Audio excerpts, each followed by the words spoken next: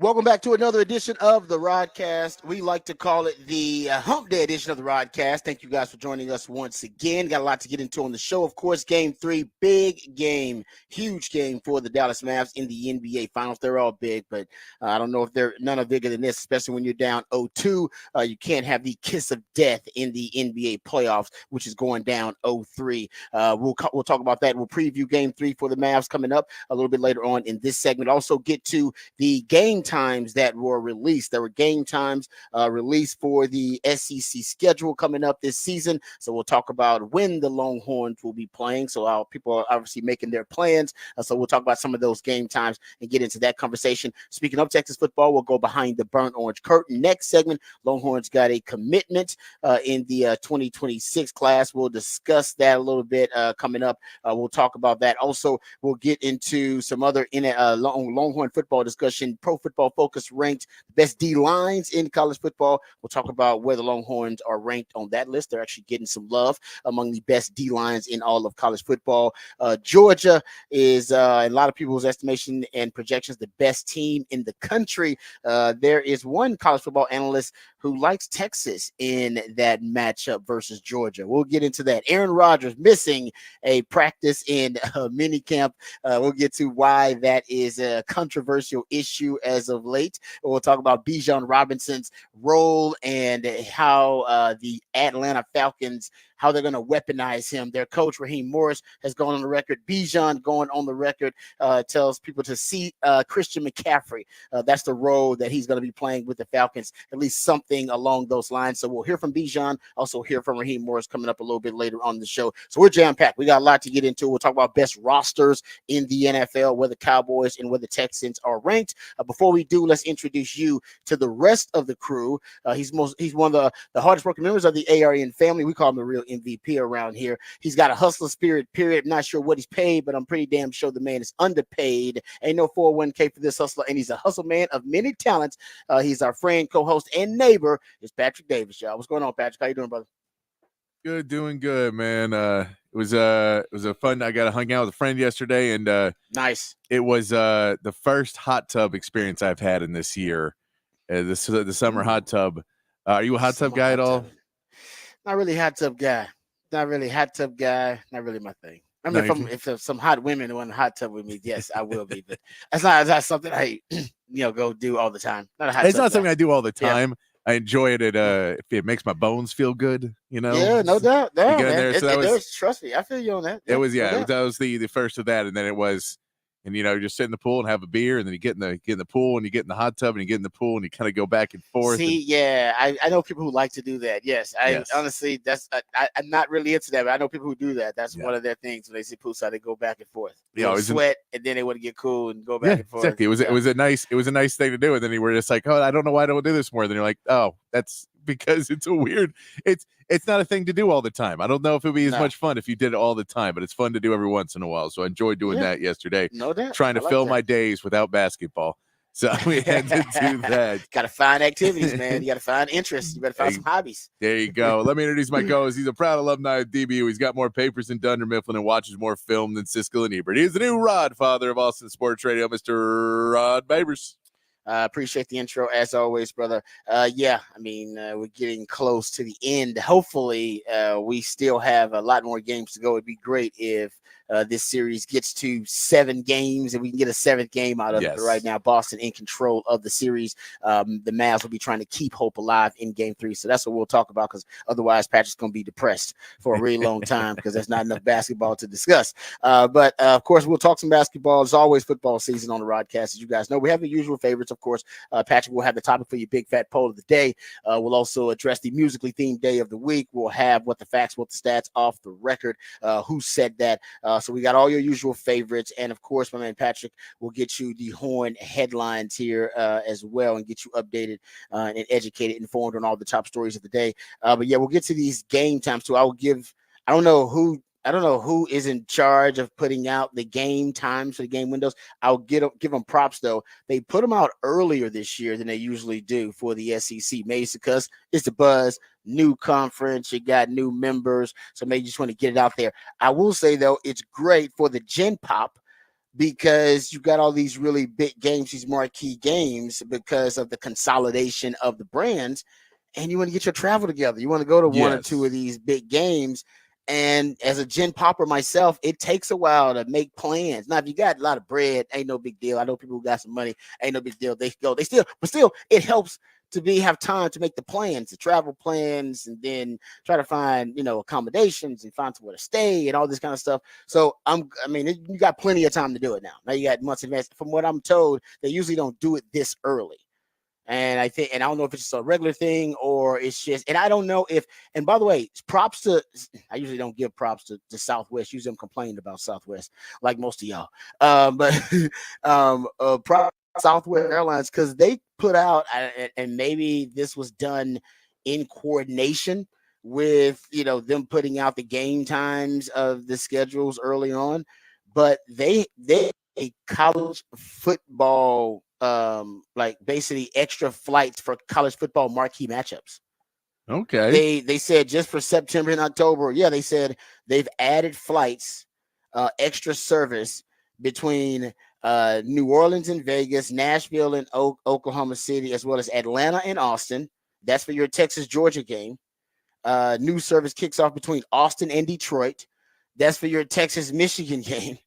Columbus and Oregon, and Portland, Oregon. So that's your Ohio State, Oregon. So they're basically they've done this for a lot of kind of marquee matchups at the early part of the college football season for college football fans who they literally are going just for the game. Like, I'm just going for the game. Yeah. I don't need, can you just get me there? And they got now these straight flights and extra service just for that. They literally on their website, it says routes launch for college football. And it launched, it was like in May. They did this. So they did it in May. So they did theirs early, and then now you have the early game window, so you know exactly how to plan your schedule. Yeah. If you're a real true blue college football fan or just a fan of your program and you want to go. So good for them. Kudos to Southwest. Like I said, don't normally give props to Southwest. Usually we're complaining about Southwest. But kudos to them, and kudos to SEC for getting the schedule out early, and at least getting the game windows out early. Yeah, I mean, we'll talk about the actual windows, but that's just good. No, I appreciate the, one of the things in the Big 12, and I don't know how much this was in the SEC too, but I know how many times you would get nope, you're going to be in like that 4 or 5 day window. We're because everything was supposed to be 2 weeks out, and they wouldn't tell you until 2 weeks out, and then you hit the 2 week mark, and they go, no, we're exercising our option to put you in the other window. And there was only supposed to be a few times it happens, yet somehow it always felt like it happened like 6 times a year. But it was only supposed to be like 2, but it always felt like it was more than 2. That you would have to wait until the week of to know what time you were actually playing. And they go, well, it could be a 7 o'clock game or an 11 a.m. You're like, you can't make that big of a swing of it. And so I appreciate that they don't have that big of a window in between of morning or afternoon. It's an easier window. Yeah.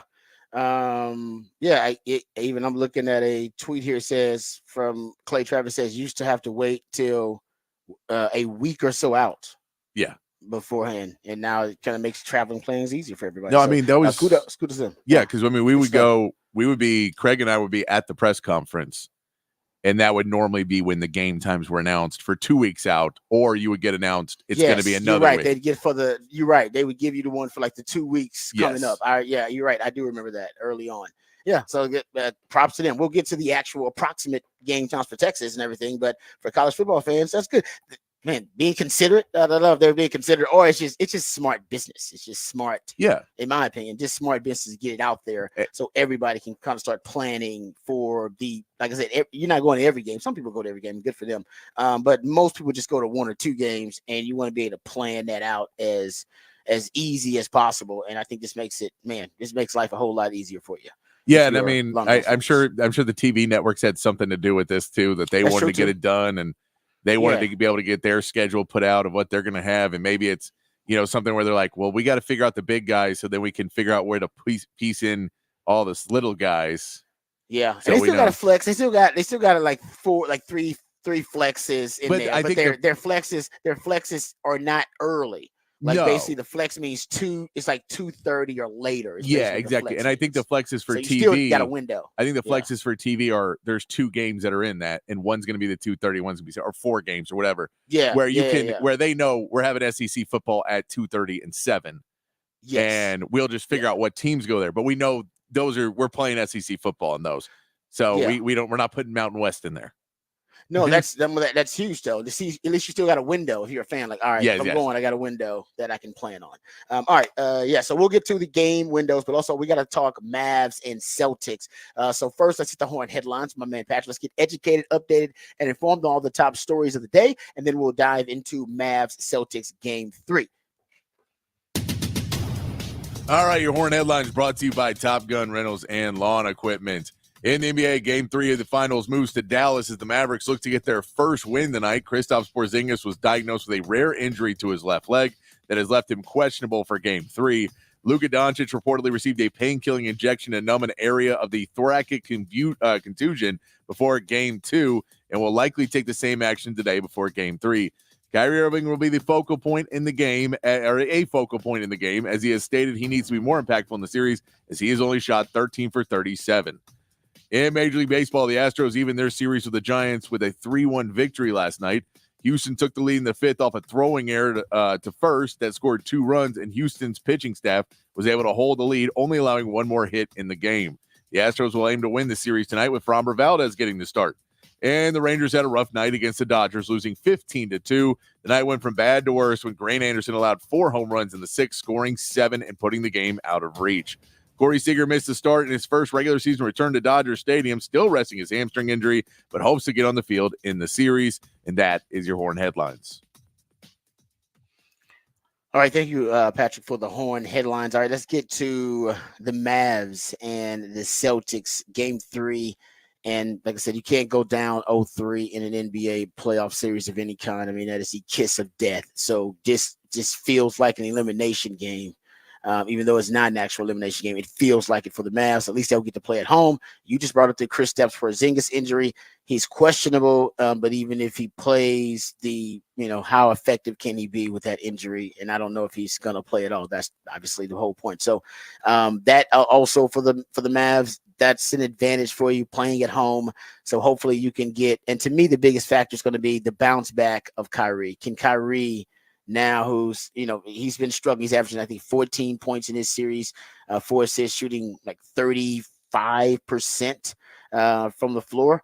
Can he have a bounce back campaign and start his bounce back campaign with a bounce back performance in Game 3? Yes. That's what you need more than anything. That and your 3-point shots. You got to be better from 3-point range. Yeah. And by the way, the Celtics have been bad from 3-point range too. They hadn't been great either. No, the defense has been really good on both sides. But, yeah, you have to be able to start hitting some of those. They're giving you open threes just above the break. You have to be able to hit the shots they're giving you because it's going to change the defense completely if you do. And it opens everything up so much more. And that's where those lobs will come back in. But they realize, I mean, are you going to give up dunks that are about a 95% chance of going in? Or are you going to give a three-pointer with a 15 to 20% chance of going in? And it's 1 more point, but it's 15 to 20 or 95 to 99%. Simple. Which one do you want to? Which one are you going to give up to her? And so it's been a smart decision by the Celtics to basically collapse and make it really hard, make it hard on a guy like Kyrie, where he's really good at when he drives finding space to get a shot off, and they're basically not giving him space because they smother him when he gets inside. And then the normal passes that they make to the baseline are cut off. And so it's just a different way of, for people you're looking the way you're looking. And you can say you have eyes in the back of your head or wherever else. But when you have to go in and you're thinking I'm going to score the whole time, and the guy you're supposed to pass to now is behind you and you have to turn completely around to see them, it makes it just harder to make sure the guy's right there to make sure you're not going to make a costly turnover, ball going the other way, quick 2 points. And we've seen it too many times in this series. So they're going to have to figure out a way to hit threes or at least make them guard you instead of just being able to double off of you when PJ Washington or Derek Jones is sitting out on that 3-point line. You have to be able to get them to not be able to double off of you and get down on Luka or Kyrie. So if that is when you do that, driving in, trying to create contact, trying to create a play of some sort, trying to get them to collapse on you and then get the ball back out to Luka. Because if there's one guy who's shooting well enough, where he's still not shooting great from three, but he's shooting better than everybody else is, get him the ball more when he's open out there. And I know he doesn't like to necessarily shoot off the catch, so you don't really run a lot of offense for that. But, get him the ball and let him dribble once or let him make a play with a guy coming running out on him versus a guy standing ready and face guarding him. Try and get them to double off of that. And if they don't, go try and make a play at the basket. PJ Washington's bigger than Tatum is. He's taller than him. He can go in there and try and make a play, but if they collapse, you don't want to make that. I think the other side of the ball, it is what does that Porzingis injury do?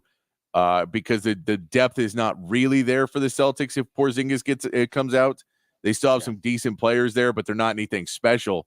And so if you take him out, that rim protection that he has offered a lot in these games, that spark off the bench that has been deadly in the first and second half for the Celtics, where when the Mavs are kind of fighting in it and they're in it, and all of a sudden a guy comes in, the defense picks up for the Celtics when he comes in the game, and his shooting and the shooting picks up. They just score a little bit easier, and it changes the perspective of it being an evenly matched game of the two starting lineups to having that all-star coming off your bench. That he's been able to make that difference. The injury is almost unpronounceable.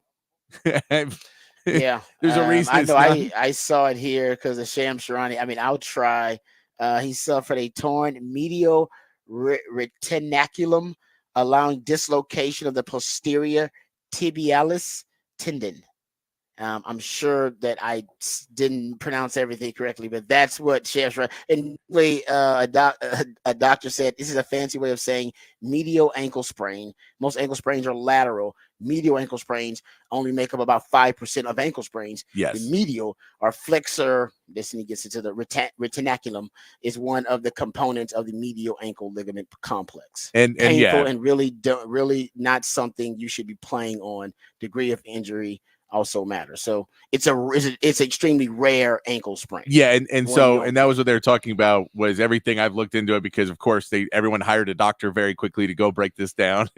All the doctors on Twitter are just out. It was just so many great. I mean, just free diagnosis all over the place. We can solve healthcare, guys. The healthcare crisis can be solved on Twitter, but all these doctors out there, they're just giving you information for free. It was, but basically, it's an ankle injury that can go into the foot. And so it's an injury, depending on how bad it is, that tendon runs through your entire foot. So when it does, it hits kind of like plantar fasciitis does too, and you get the pain throughout your foot. So that was apparently, depending on how bad it is, for big men too. I know, and that's play with that though. And so the issue is, where does the pain? How far does that pain go down on him? Is it something that is causing him to be foot pain as well as ankle pain? Is it just ankle pain? How much of it? You won't know, and he's not going to really tell you, but you'll be able to tell in pregame warm-up. So I'll have to figure out, do we need to sit him out at least a game? Do we want to sit him out 2? We're up 2-0. We don't necessarily need him right now. If it's not a major injury, you don't want to put him out there and then have him done for now, and then it be a lingering long-term thing with the foot injury.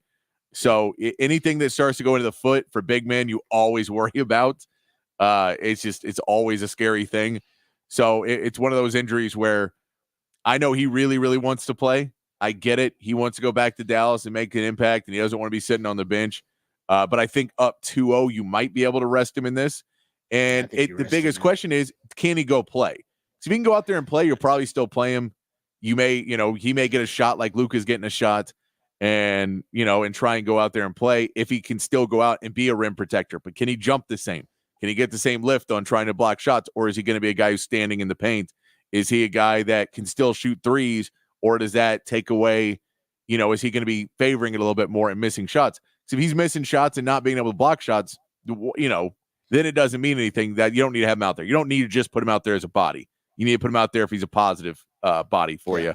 But that is a big question for the Celtics, because he is game one. He's the one who broke the game wide open and put the game out of reach in the first half. In game 2, it was where the Mavs were more dictating the pace of the game until he came back in, because it changed the way they could rim protect. So they were getting the ball to the basket a little bit better. They were rebounding a little bit better. And then when he came in, it pushed everybody further back. They took more threes, and they haven't been shooting threes great. So it's just a question of, can you get, if he's out, does that open it up a little bit more? Does it change what they have to do defensively? But you're right. At the end of the day, it comes down to, can the rest of the Mavs hit shots, especially Kyrie Irving? Yeah, Dallas has gone, if you go look at it, on open and wide open 3-pointers, what are considered wide open 3-pointers in the finals. They're shooting 23% on wide open 3-pointers in the first 2 games of the finals. In the postseason, prior to this, in the first 3 rounds, they were shooting 37% on wide open 3-pointers. That's a big difference. And getting back to one of the points you made about, and I got into this yesterday about the corner 3-pointers, how well the Celtics defend the corner 3-pointers, and they just kind of suffocate that corner, take them away. You brought up how they push them above the break. How about this little factoid, little stats? It shows you a lot. The Mavericks averaged in the postseason before the finals, the first 3 rounds, they averaged basically 11 and a half attempts from the corner per game, and they were hitting over 39% of their corner threes, and they were taking 11 and a half of those per game, actually a little bit over 11 and a half of those per game in the first 3 rounds. And they were shooting just 22 above the break 3-pointers that you described, Patrick, and they were hitting those at over a 36% clip. Now, first 2 games of the NBA Finals, they're only averaging 4 corner 3-pointers. 4, while they're above the break 3-pointers have climbed to 28 above the break 3-pointers. And as we talked about, they're not really efficient at all. Luka Doncic is 8 of 21 from 3-point range in the series so far. His teammates are 5 of 32, shoot a little over 15% from 3-point range, including Irving, who's missed I think 8 attempts or something like that. Yeah, no, he has not hit a 3-pointer yet in the series. So that gets to your point. They're taking away their most efficient and effective 3-pointer and saying, all right, you can have the above the break 3-pointers. We'll give you more of those. We're going to take away the corner. And, if Porzingis is not there, maybe you'll get more activity and more drives to the basket, more successful drives to the basket. And then maybe they'll get a chance to kick it to the corner a little bit more when the defense collapses. Because right now, they're not doing that. They're deciding, you know what, now we're going to take away the 3, and we'll give you the one you're a little bit more uncomfortable with, which is, like you said, above the break 3-pointer. Yeah, and for the Mavs too, there was issues. They fixed a lot of issues between game 1 and game 2, where game 1, there was way too many times they were just trying to play hero ball and jack up threes they didn't need to jack up, where it's, Kyrie Irving did it a bunch in game 1, where he was trying to make that, I'm going to hit this 3 and it'll change the direction of the game. And then you miss it and it's, flying, the ball's being outletted and flying the other way when you're backpedaling all of a sudden and realizing what a mistake you made. They did that a bunch in game 1. In game 2, they did less of that. They were taking better threes in game 2, a lot more. And so you're going the right path. You're going home now, which you hope will be able to help you out a little bit more in this scenario, that you'll be able to get some big shots off and be able to help yourself a little bit more of hitting these threes. But again, it just becomes an issue of, are you going to be able to finish the job and get in? And if you don't hit the threes, and if you're not hitting the threes early, what is your plan B? Because it didn't seem like they've had one in game 1 or game 2, that if they let you shoot them and you don't hit them, do you just keep taking them? I mean, you've done it for 2 games now and it hasn't worked. So do you just continue to take the threes that they're giving you because they're not a high percentage shot, or do you dribble in and take a shot that's a couple feet in and really just kind of throw them off, and they'll say, well, it's a 2 instead of a 3, we'll take it. But if you're hitting shots, it slows them down. It lets you set your defense. There's a lot of other things that are good with it. And I think if you drive an attack, now they've had good rim protection because they've collapsed, but they're collapsing. The 2 main guys that are driving in on them are Luka and Kyrie. And so they've been able to really know how to do that. Derek Jones, you don't necessarily want going in a ton because he can fly real high, but he doesn't have the ball handling skills. So you don't necessarily want him driving into traffic. You can get more turnovers that way. But PJ, I think, I trust a little bit more because you need to have that third guy. You need to have somebody else step up in this series when you see what Boston's throwing at you. That I think that may be some part of a plan you could throw at them is let PJ go a little bit more, go into the basket. I think that you could try and play smaller ball if Porzingis isn't out there. And, as much as I like what Gafford and Lively have been doing a lot, I think there's points where you could try and pull one of them out and play a smaller lineup to stretch the floor more, to not allow somebody to be that close in, because they're going to double off of Gafford and Lively, but play close to the basket. So not allowing the back cut because they're still close enough that, you can't really get that pass off and you can't get over there. But you're also, if that play is not working, then we know that Lively and Gafford's offensive effectiveness has gone down a lot. They're still needed on the defensive end, so I don't know how you can find that middle difference. This is where at Maxi Kleba, if he was hitting his shots, where he took a couple threes, which was nice to see because he hadn't taken a three in a while. Yeah. But if he was hitting his, he'd be a perfect guy to put in there that could help you out a little and try it. But I think in game 3, I don't know if you can just keep trying to do the status quo and hoping that it got better from game 1 into game 2 and make a slight adjustment. You may have to try and make a more drastic change if those threes aren't falling in the first half. Yeah, no, I agree with you.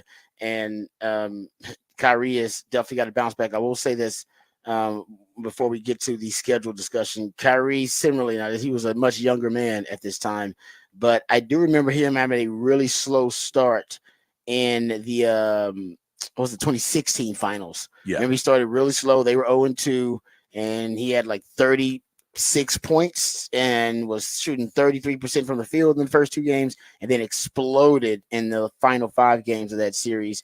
Cavs ended up winning, and he averaged like 30 points per game, shot over 50% from the field. Had one of the most iconic bounce back performances we've ever seen from a player who struggled like that in the finals and then had that iconic, shot, some of the most iconic shots, but one of the most iconic to help them beat the Golden State Warriors. I know he's an older man now, but you got to hope that Kyrie has that kind of iconic bounce back performance because you're going to need it. And they've been doing, the Celtics are doing a really good job. And we haven't seen Jason Tatum, who also said, hey, I'm still due for a really big game. He said, I haven't had a big game yet offensively. He's been contributing other ways, getting his teammates involved, playing some really good defense. We'll talk about that a little bit more when we dive into this matchup coming up later on the show. But, he hasn't had his breakout performance yet. Could that happen on the road for Jason Tatum? That's a conversation too. So it really feels like the Jason Tatum breakout game is a game where the Celtics are up by 35. You know what I mean? Where he's not necessarily a big part of it until the Mavs kind of throw in the towel, and then he puts up another 35 points in that game at 40 points, and they're like, well, what a great game. You're like, he didn't really do anything. It was just when they were already broken down, Jason Tatum, and that is what it is, and then he doesn't play. So it just feels like that would be the one that he'd be like, look, man, I told you I could go do it. Like, but you didn't do it. The rest of the team did, and then he piggybacked off of it. Yeah, this even though it looks like the Celtics is going to win this series, at least they're in the driver's seat right now, it's not helping Jason Tatum's legacy overall. No, it's not. But you hope that if you're the Mavs, you want him to try and push it. And I get he's a great player. He's a great player. So if he does it, there's issues that if it works, you're screwed. But at the same part, you need him to have turnovers. You need him to you need him to want to shoot so much that he keeps missing shots. Which he's not doing right now. He's not turnover, but he is missing a ton of shots. He's missing a ton of shots, but then he realized like, okay, I suck right now. I'm terrible. And he just started basically kind of playing, facilitating creative. He assisted on 27 of his teammates' points, the 4th most points assisted in his 624 career games. So he understood the assignment. He got it. He's a smart player. There's no doubt about that. All right, we'll come back. We'll get to the game times that have been released for the upcoming SEC schedule. We'll talk about Texas's latest commitment, a cornerback from H-Town. Yeah, I know something about cornerbacks from H-Town. We'll get to that coming up a little bit later on in next segment. We'll go behind the burnt orange curtain, and also we'll talk about the defensive line. Apparently, Pro Football Focus ranked some of the top defensive lines in college football, and the Longhorns got some love. We'll do all that and more right here on the Rodcast featuring Patrick Davis on Lifetime Longhorn. Rod Davis coming back on the horn.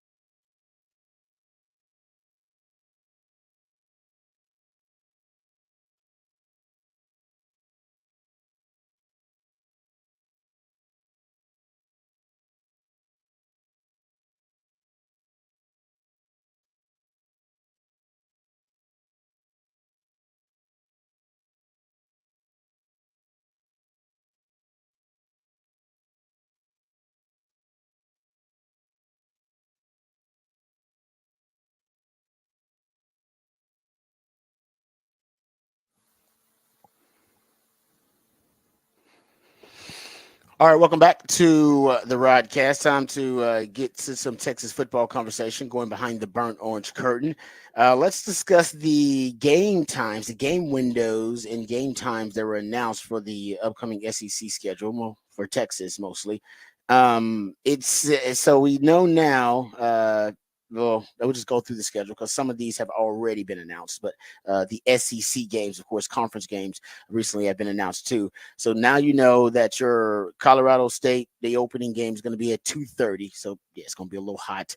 You'll be at Michigan. That's an 11 a.m. kickoff there for that Michigan game. 6 p.m. now is your kickoff time. So you got a obviously late game, prime time window for that UTSA game for the Longhorns. You're kicking off at 7 p.m. versus ULM. You'll also get an afternoon, and we don't know the windows. And after it just says afternoon window for that Mississippi State game. So I'm assuming that'll be two. It is according to the Longhorns website, 2:30 to 3:30. So with a window, an hour window on that one. Yeah, you got an hour window on that one. Oklahoma, remember we talked about that a couple of weeks ago. That was announced as a 2:30 kickoff. Georgia is flex. I do believe that means anything other than the early 11 a.m. kickoff. You could have anything after that. So 2:30 to 7 p.m. is what it says. Yes. So it won't be early. At least you know it won't be an early kickoff for that one. I'm assuming it'll be prime time. Georgia. I got to look at Georgia's. Go look at their schedule before they play Texas. Even if it is a tough game before Texas, I don't assume Georgia's going to lose. Georgia will be favored every damn game, including the one they play Texas. So if Georgia's number one, and I think it was it Reese Davis I saw was one of the analysts and a couple of the guys. I think it was Pete Thamel. They said they think Georgia's the number one team in the country. It'll be between them and Ohio State. They'll be in that conversation too. But who knows? Georgia probably will get the nod. But either way, they'll be one or two. That should be a primetime game. Don't know, but it depends on what they got. It makes sense. It makes sense to put it under the lights too, and you know that they, CDC will try and get it at the 7 p.m. game because he wants to use the drones and all of that, and all that look good on TV too. So yeah. You assume they'd want it there, but I'm sure they're leaving their door open in case something happens. Because you say, well, if there's another game that's bigger and Texas or Georgia has already lost a game or two, by that point we'll move down.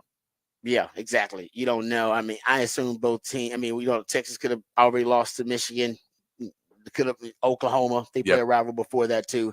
So yeah, you got to be open. But if both teams are undefeated, if there's one loss between those teams, I still think you can get the prime time window. But if it's more than one loss between them, they probably will flex to something else if there's a bigger game. Haven't looked at the other games that week either around college football. That also will play a role depending on what contracts the networks have. Vanderbilt afternoon kickoff. Not that anybody really cares about that Vanderbilt game at Vandy. 11 a.m. kickoff for the Florida game. That's good for Florida. Because that's a big game because the Florida Gators haven't been in town historically. Great program. I don't even know what the status of Billy Napier's job or the program will be at that time because they have a brutal schedule. They may have the toughest schedule in the country. Like it's very possible the gate. I mean, and so we have no idea what the Gators. They may be beat up by then, what that is. But the fact that they don't have to have a hype night crowd to deal with is good. So they'll have a pretty tame crowd at 11 a.m. Also the case for Texas when they go to Arkansas. Thank the Lord. Yes. That you go to Fayetteville and you got an 11 a.m. kickoff as opposed to what happened last time when you went there and you had a late kickoff primetime window and then you saw Fayetteville at its ugliest, at their most hostile because they had all day to get lubed up and ready for it. That won't be the case for the 11 a.m. kickoff versus Arkansas in Fayetteville. So that Texas really lucked out there, in my opinion. You got Kentucky flex window for the kickoff versus Kentucky. Depends on how good Kentucky is, I imagine, for that one. And we are all hoping and praying the last game of the season. It is also flex for A&M, but that should be a primetime game. That will depend on how good the Aggies are. That will depend on how good the Longhorns are, but that should be a primetime game. It really should. If it's kicked off at 2:30 or whatever, I wouldn't mind, but that should be prime time because the Aggies are favored. If you go look at Vegas thinks they're smart. They build casinos for a reason because they have the Aggies at 8.5, like they're over under win total at 8.5. And I believe if you look at the number, they have it most likely to go under. But if you go look at the individual games and the betting lines for the individual games and who's favored. The Aggies are favored in basically every game except the game against the Longhorns. If you look at the actual individual lines of the games, they're favored over Notre Dame, they're favored over Auburn, LSU. They're favored over all their big. They're favored in all their big games. So I think they're trying. Aggie must bet a lot. So that just like the Longhorns bet a lot. So you see Vegas cater to Longhorn fans. They're just trying to conjure up interest. They just want Longhorn fans to bet, whether it be the ones who are going to bet for their team to win and overachieve or bet on their team to underachieve. So I think for both Aggies, the ones who are maybe the pessimists and the optimists, they got something for you to bet on. You know what I mean? That's kind of how Vegas operates. They're not really trying to actually accurately predict the line. They do because they're so damn good at it. They're more just trying to get more people to bet. That's so it will be interesting, though. There's one 11 a.m. game at DKR this year. Yeah. That Florida game is the only 11 a.m. game here because there's only 3 on the schedule. Michigan's at Michigan. Arkansas is at Arkansas. So your only 11 a.m. game here is going to be that Florida game. I wonder how much of this, too, is because SEC scheduling in the Big 12. And there was always this thing in the Big 12 where Texas, it feels like it's one of the hotter schools, one of the further south schools, and so it was just always hot, and so they like to schedule them 11 because they didn't want to play in the heat of the 2:30 games or anything like that, and they weren't necessarily good enough a lot of times to be in the 7 o'clock slot. And it feels like in the SEC, we'll see if this is a 1-year thing where they don't do it, and maybe next year they push games back to 11 again because they don't want to be in the heat. But it'll be a different experience for a lot of these players who have not had where they have played a ton of 11 a.m. games. And last year was the beginning. You started to play 12:30, but not. I mean, we've seen. We just don't see a ton of 7 p.m. games, especially not conference games that we got in the Big 12 at home. Yeah. And so it'll be it'll be nice to have depending on some of those flexes, those games being at 7. Where if you're worried about the heat, and once you get into that 2:30, 7 p.m. flex, then you put it at 7 instead of 2:30 because it'll be better than at 2:30 when it's just gonna be real hot. 2:30, you'll be baking. And then once you get a little bit further into it, it'll start to cool back down again. You'll be fine again. But yeah, it's to only have one 11 a.m. game, to only have one game where everybody goes out to tailgate and you get that wiping the crust out of your eyes, people trying to wipe the crust out and drink a beer at the same time. We won't have as much of that. It'll make Bevo Boulevard a much cooler place to be at this season because it won't be those super early games. You'll be able to have a lot more fun out there, have a little bit more time to get down there, park, have a lot of fun. I'm super excited about the schedule and those times. That is not going to be, that 11 a.m. And you and I know, Rod, 11 a.m. is also mean really early mornings for people like us when you're trying to do 3 or 4 hour pre-games and 3 or 4 hours before, and it's an 11 a.m. game and you're out there at 7 a.m. out on Bevo Boulevard trying to talk football. It'll be nice to get it to where we'll have everyone will have a bigger audience for it. Sark has been on the record saying he likes the 11 a.m. games. I know. I mean, Sark is on the record saying he likes him as a coach because Sark actually, think about it, he's got a lot of stuff going on too. I mean, during their games, they got recruits in town and all kind of stuff. So I think he just likes having this whole day to get up early, play the game, and even to get the post game out of the way and still have time to do everything. Yeah. If your game is late, that's the day. I mean, the day is then you got to do stuff before the game. So no coach want to do stuff before the game. You want to focus on just the game. And you don't want to worry about stuff like that. So I understand why he likes the 11 a.m. But you're right. There's a lot of advantages for the fans. There's a lot of advantages. Yeah, and I think all right. Let's say for Sark, the thing he'll like is the fact that they're playing bigger, more meaningful games. I think he'll like that. Yeah. I think we all will. All right, let's get to the commitment that the Longhorns had from the 2025 commit of Caleb Chester. I got a chance to watch this young man on film. He's from Houston, actually Missouri City. And he's actually from Fort Bend Marshall, which has been a little bit of a factory actually as of late. From like 2015 to 2024, they produced 18 prospects who signed Power 5 scholarships. So this is a bit of a factor, one of those pipelines that Texas is trying to engineer with certain powerhouse programs in the state of Texas. This is one of them in terms of producing high-level college football talent.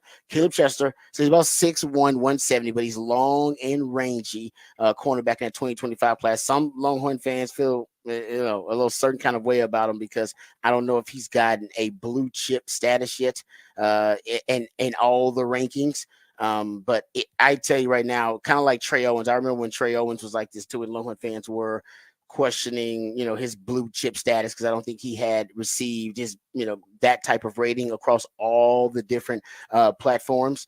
But he later on ended up being the offensive player of the year in Houston. So it looked like Sark kind of called his shot. And Sark always says he's not just recruiting stars, he's recruiting skill sets and different players and football character. And I think Caleb Chester might fit in that category too. I'll just tell you though, he is a technician. I love his game. I got a chance to watch him before this commitment yesterday because I was working with the good folks over at On Texas Football. Shout out to them, ontexasfootball.com. And so I watched some film on him. Great range as a young DB. You can tell now the coaches are starting to recruit what they cannot coach. They can't coach coverage. And I've been saying this for years, you can't coach coverage. Coverage comes naturally. Guys are just there are certain players who do have the skill set to play sticky coverage, and there are certain players who not. Doesn't mean you're not a good football player.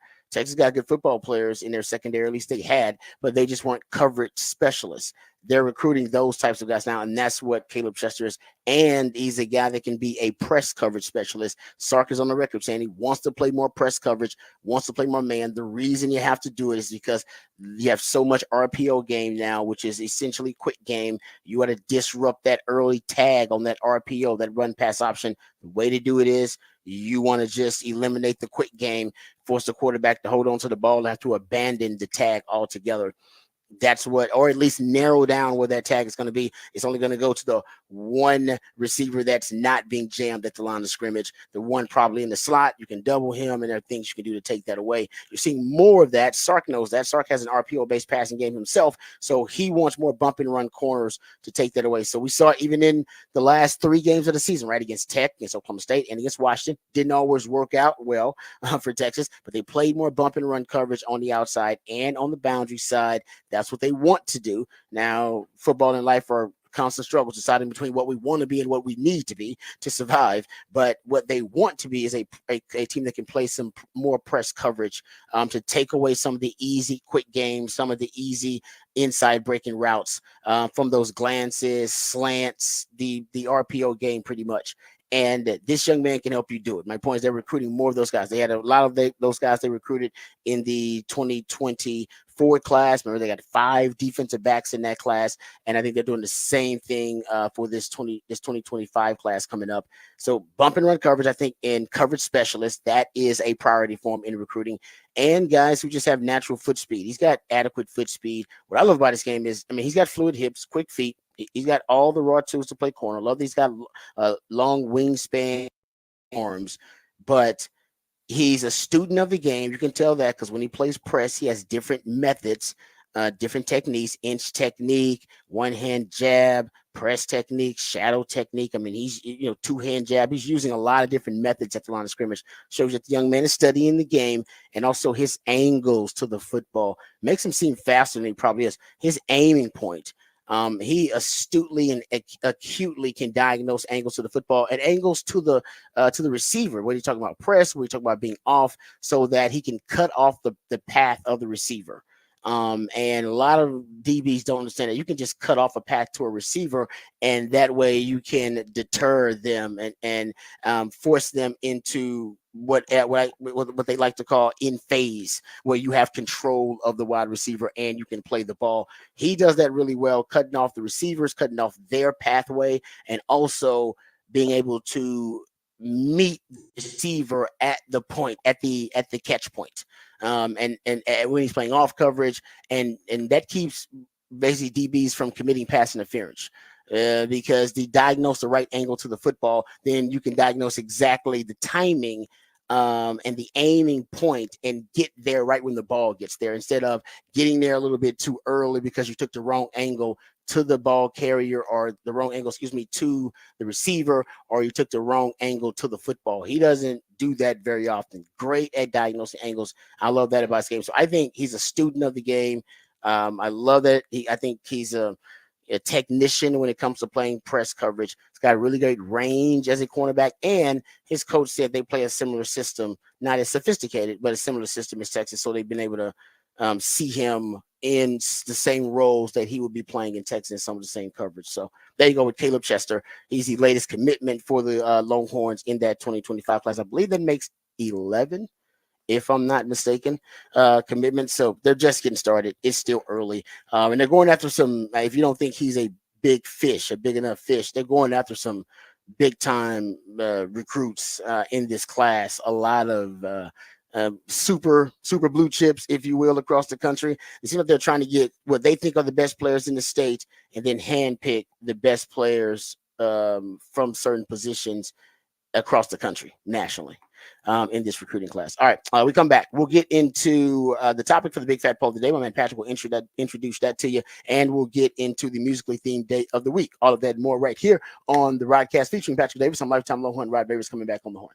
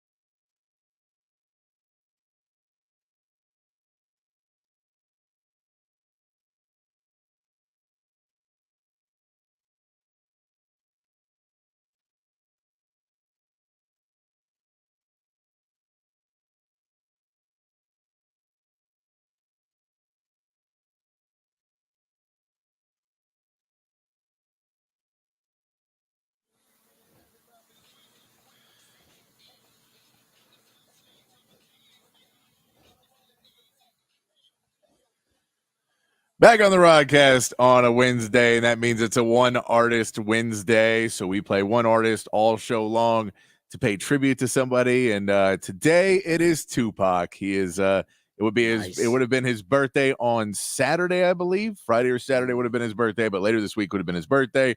So we are paying tribute to Tupac today, playing music all show long for Tupac. So love that. I know, Nice. I know. Right. You may if you Love have a request, you'll have to let me know in the break, and we'll throw it on. No. I'm such a Pac fan. I don't have any requests at all. You can just play whatever, man. I honestly, I'm surprised you can find clean versions of. Dude, it's surprising, but there's clean. You can hear they're censored enough, but there's clean enough versions that have been enough put out. radio hits. He had enough radio hits. And they made it throughout the years. I think they've realized to censor more and more stuff. And they're just like, go back and just censor the tracks now, and then we can sell it again as a clean version. And so we'll just do that and then put it out, and we can put it out online. We don't have to make the CDs anymore. We can just make them. Yeah, no doubt. I actually I was vacationing and I met one of the main executives that handles the Tupac estate. Yeah. Yeah. Like she literally was in she answered to the mom. That was who she answered to of the Tupac estate. That's how in she was, and she talked about all the unreleased material and all this kind of stuff. She used to read the diaries and his poems and all that kind of stuff.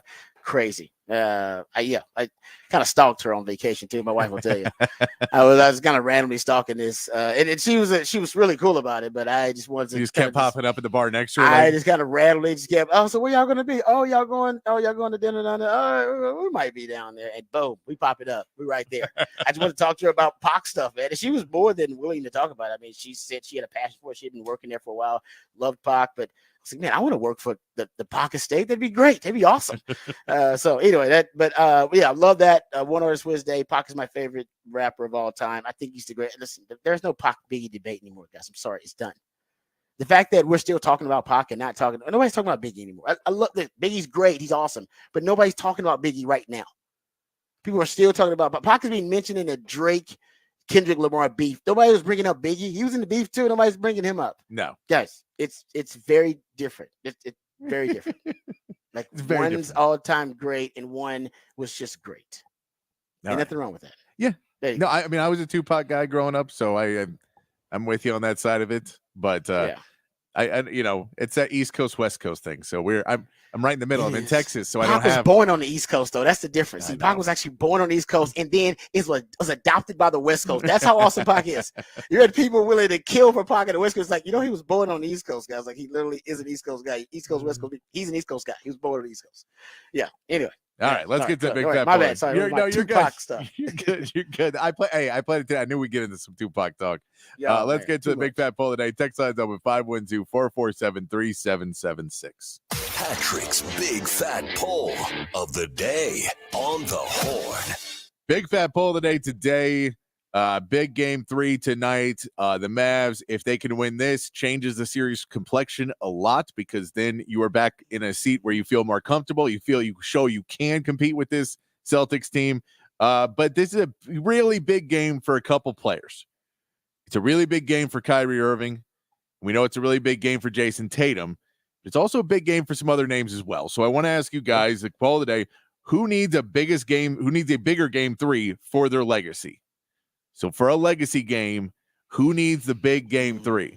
Is it Kyrie Irving that needs a big game 3 to cement his legacy? And this could be the great big backcourt. Or is this just, you say he's already got a ring, so he's not the main star, so it may not be as big?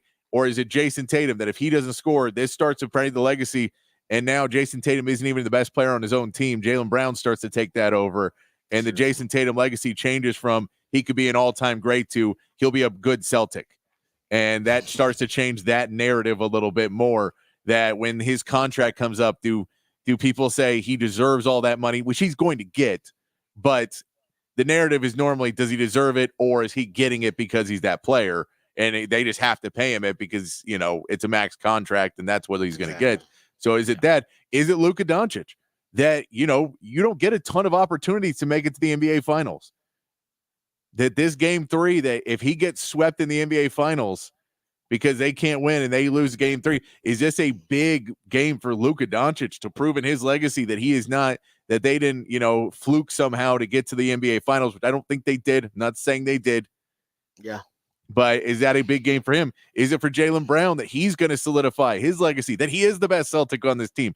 Is it for Drew Holiday? If Drew Holiday is another big game, he's the front runner for Finals MVP.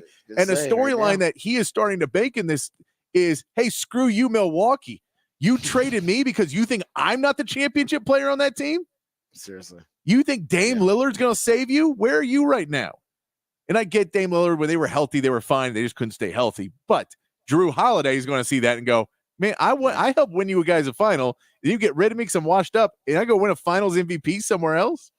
Yeah, it's a great storyline. So there's a lot of players that their legacy, I think, is involved in this game, and will come down to this, the series as a whole, but game 3, because game 3 dictates a lot in this series, that if Jaylen Brown or Jason Tatum or Jrue Holiday goes off and wins game 3, it pretty much solidifies their NBA champions. And the Mavs are just trying to make it not a sweep, because no one has ever come back. And I know you'd love to say maybe they could be the guys, but that's a hard road to till. So I don't know that so I say if you win this game 3, game 4 becomes a little bit easier. Game 5, whenever you win it, it becomes a little bit easier. Yep. But for the Mavs, is it Kyrie or is it Luka that has more to worry about? Because Kyrie's already got his ring. He's already got his legacy is going to be a confusing one anyway. Is it Luka Doncic that, man, you're only 25, you got a bright road ahead of you, but this may be something where it's you don't know if you can get back to there again. Or if you do, it's going to be a long time. I mean, Dirk Nowitzki made it, and then it took 5 years before he got back, and before it was a different team altogether too. Yeah, and so it took him 5 years, and he came back and won it. But it was still 5 years later from when he first went to the NBA Finals. So it's an interesting game for Game 3 of whose legacy do you think this is a bigger game for their legacy in Game 3? That's good. Yeah. Yeah, I don't know, man, because I think Luka's gonna have another opportunity. I just think he's just too good. And you're right about Kyrie. Kyrie's got his ring. We can say what we want about Kyrie, and if he doesn't show up, but still got his ring. And you don't forget what he did with the Cavs. Honestly, yeah, I'm saying it's got to be. Yeah, it might be Jason Tatum to me. That was weird. I don't know. He want to keep one of those guys too, where his legacy right now. Yeah, he's gonna get the big deal, but man, I think he wants the respect. And he's not getting the respect. He's gonna get the money. He's gonna get the money. Yeah. And he'll even get the accolades. He'll get the all NBA teams.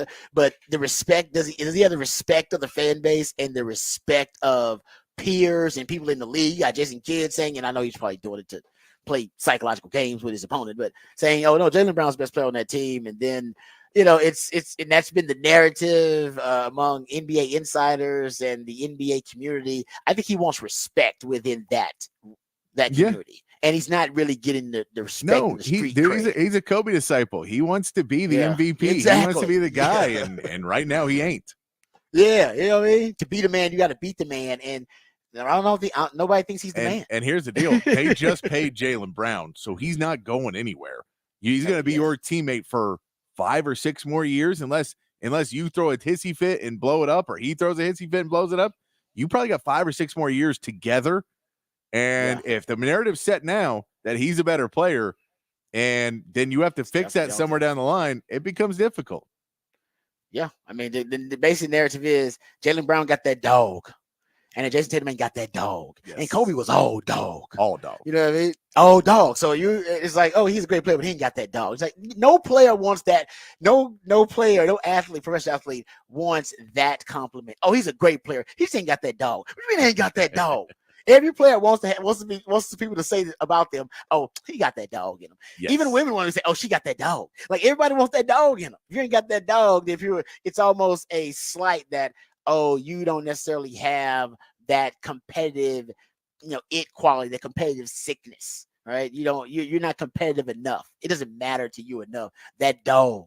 I love it. I don't even know exactly what that dog is, but you know it when you see it. And Jason Tatum, we don't see it out of you, man. We don't see that dog, Jason Tatum. No. See a puppy. All right, we'll come back. Good stuff there. All right, we'll come back. We'll dive into some NFL news, notes, and nuggets. How are the Falcons going to use Bijan Robinson? Apparently, Raheem Morris, the new head coach of the Falcons, he knows exactly how he wants to use Bijan. We'll hear from Bijan coming up, and we'll also talk about some of the best rosters coming in the NFL. And why did Aaron Rodgers miss a practice at minicamp? We'll discuss all of that and more right here on the Rodcast, featuring Patrick Davis. I'm Lifetime Longhorn. Rod Babers coming back on the horn.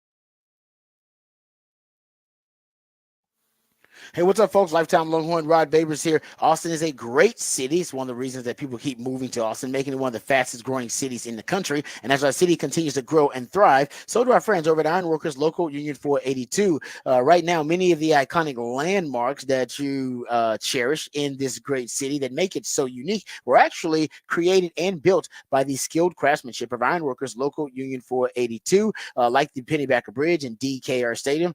And right now, the folks over at Ironworkers Local 482 are hiring over 3,000 people for another big project right here in Central Texas, and they need your help. They're offering competitive wages, competitive benefits, even a pension plan. They even offering training for unskilled labor through their apprenticeship program. So if you're looking for a new exciting employment opportunity, or you want a refreshing career change, or maybe you want a new challenge, or you want to feel valued by your employer, you can become a valued member of this prestigious organization, Ironworkers Local 482. And right now it's the perfect time to do it.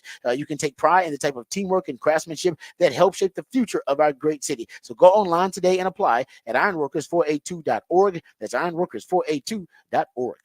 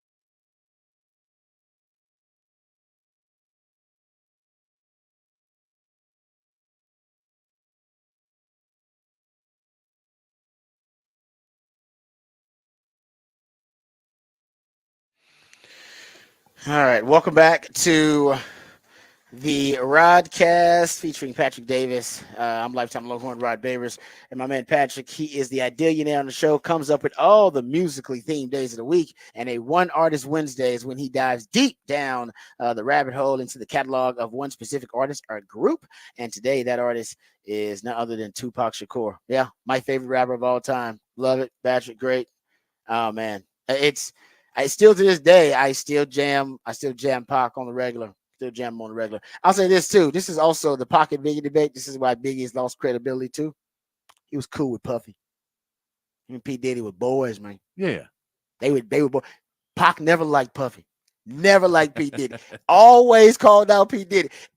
Even from the jump, he always like, nah, man, I don't like P. Diddy. That dude is shady. I do not like him. He's a bad dude. And turns out Pac once again, Pac was right. Once again. So I'm just saying, just throwing it out there. I'm just saying B.I.G. loses a little bit of credibility, loses a little bit of street cred, all right, retrospectively, because now we know kind of who P. Diddy is. And that dude is creepy. He's you a was creepy hanging dude. Around him all the time. That was your dog. You was dancing in the video with him, just kicking it, just hanging out with him. So you knew something. You knew something. Apparently he been doing shady stuff like this forever, ever since he rose to the top. No, you know what Biggie was doing. As a fat guy, I can tell you, Biggie was the one. There was some shady stuff happening, and he's still in the kitchen. He don't know that the shady stuff's happening in the living room. He's in the kitchen. Like, come on in here, man. He's like, oh, I'll be in there in a minute. He had the grill. He just on the grill. Just hey, I ain't see nothing, man. I'm on the grill. Got grill. Hey, no excuse though. No excuse. Now that we know how shady P Diddy was. But anyway, yeah, I was Pac. I'm always a Pac guy. I would say this about Pac too, since we're just talking about Pac. Pac's interesting because Pac is one of those rappers that spoke his situation into existence. Pac had never been to jail before he started rapping. No, he was a singer, dancer. He was a theater and arts major person. Like he was into theater and art. Like that was kind of his thing. That's where him and Jada hung out. Hell, and Pac is still ruining people's lives. He ruined Will Smith. Will Smith, you know why Will Smith is where Will Smith is right now and why Will Smith ended up slapping Chris Rock ultimately? It's because of Pac. I'm not making it up. That is real. You can go Google it if you want to. Will Smith is on the record for how insecure he has been in his relationship with Jada because of her obsession with Tupac. And how close they were and how he is a rapper. Think about this now. The psychology of it, because Will Smith was a PG-13 rapper, never sold out to gangster rap when gangster rap kind of took over the genre. He never sold out. By the way, it was brilliant of him because he became the first crossover mainstream rapper to cross over into mainstream entertainment as the Fresh Prince. You couldn't do that if he was a gangster rapper back in the day because they thought actually gangster rappers were real. They didn't know some of them was actually playing a damn role and went to college and just wanted to be doing this. And they knew, like, I could play a role of being a gangster rapper. They didn't know. They thought everybody that rapped as a gangster was an actual gangster. Now we know it's like, oh, no, that dude ain't no real gangster. You know, he's just playing a role. Some of them actually are gangsters. You don't want to mess with them. All right. But, the whole point is, back then they weren't sure. So that's why Fresh Prince was able to cross over and become the first rapper to open that door to cross over. And now you got Ice-T, who Detective Tutuola, after making a song called Cop Killers. You can do that because now you can cross over because we understand, oh no, some of these guys, it's a persona, and that persona helps them make the art that they make. Yeah. But Tupac, he wasn't a gangster rapper either. He started hanging out with a lot of gangsters, and then by the time he got to death row, he had real gangsters around him and killers and stuff around him, which was crazy, and then ultimately ended up leading to his downfall. Yes. And the report is that he wanted to separate. My point is that there was envy and insecurity from Will Smith, even though about Pac's persona as a rapper. That Pac was, even his the art was, he was so consumed by the art that it overcame him and took him. Right. The darkness was too much for him. And Will Smith, his raps about parents just don't understand some of that. It never got that deep. All right. No. He never got that deep into the art form. He's very talented, but he never got that deep. No, and apparently that there's some envy about him, about how he's viewed in the rap world. And he's a little bit salty about it, that he's not viewed as a great rapper because he didn't have the street cred of being a gangster rapper. And also, like Pac, he wasn't necessarily consumed with the art form of it. No, and by the way, just that second verse from Parents Just Don't Understand, still not good. Exactly. Not a good verse. There's a line at the end of that I was playing for someone the other day, and it's when you get to that part of the song, you're just like, no, pay attention, and then listen to the last lyric, like the last part of the verse, and you'll be like, whoa, Will, no. No, Will. Yeah, see? And the whole thing is Jada has treated Will a certain kind of way because Will was never Jada's first choice. And Jada's first choice was Pac, who is now dead and no longer with us.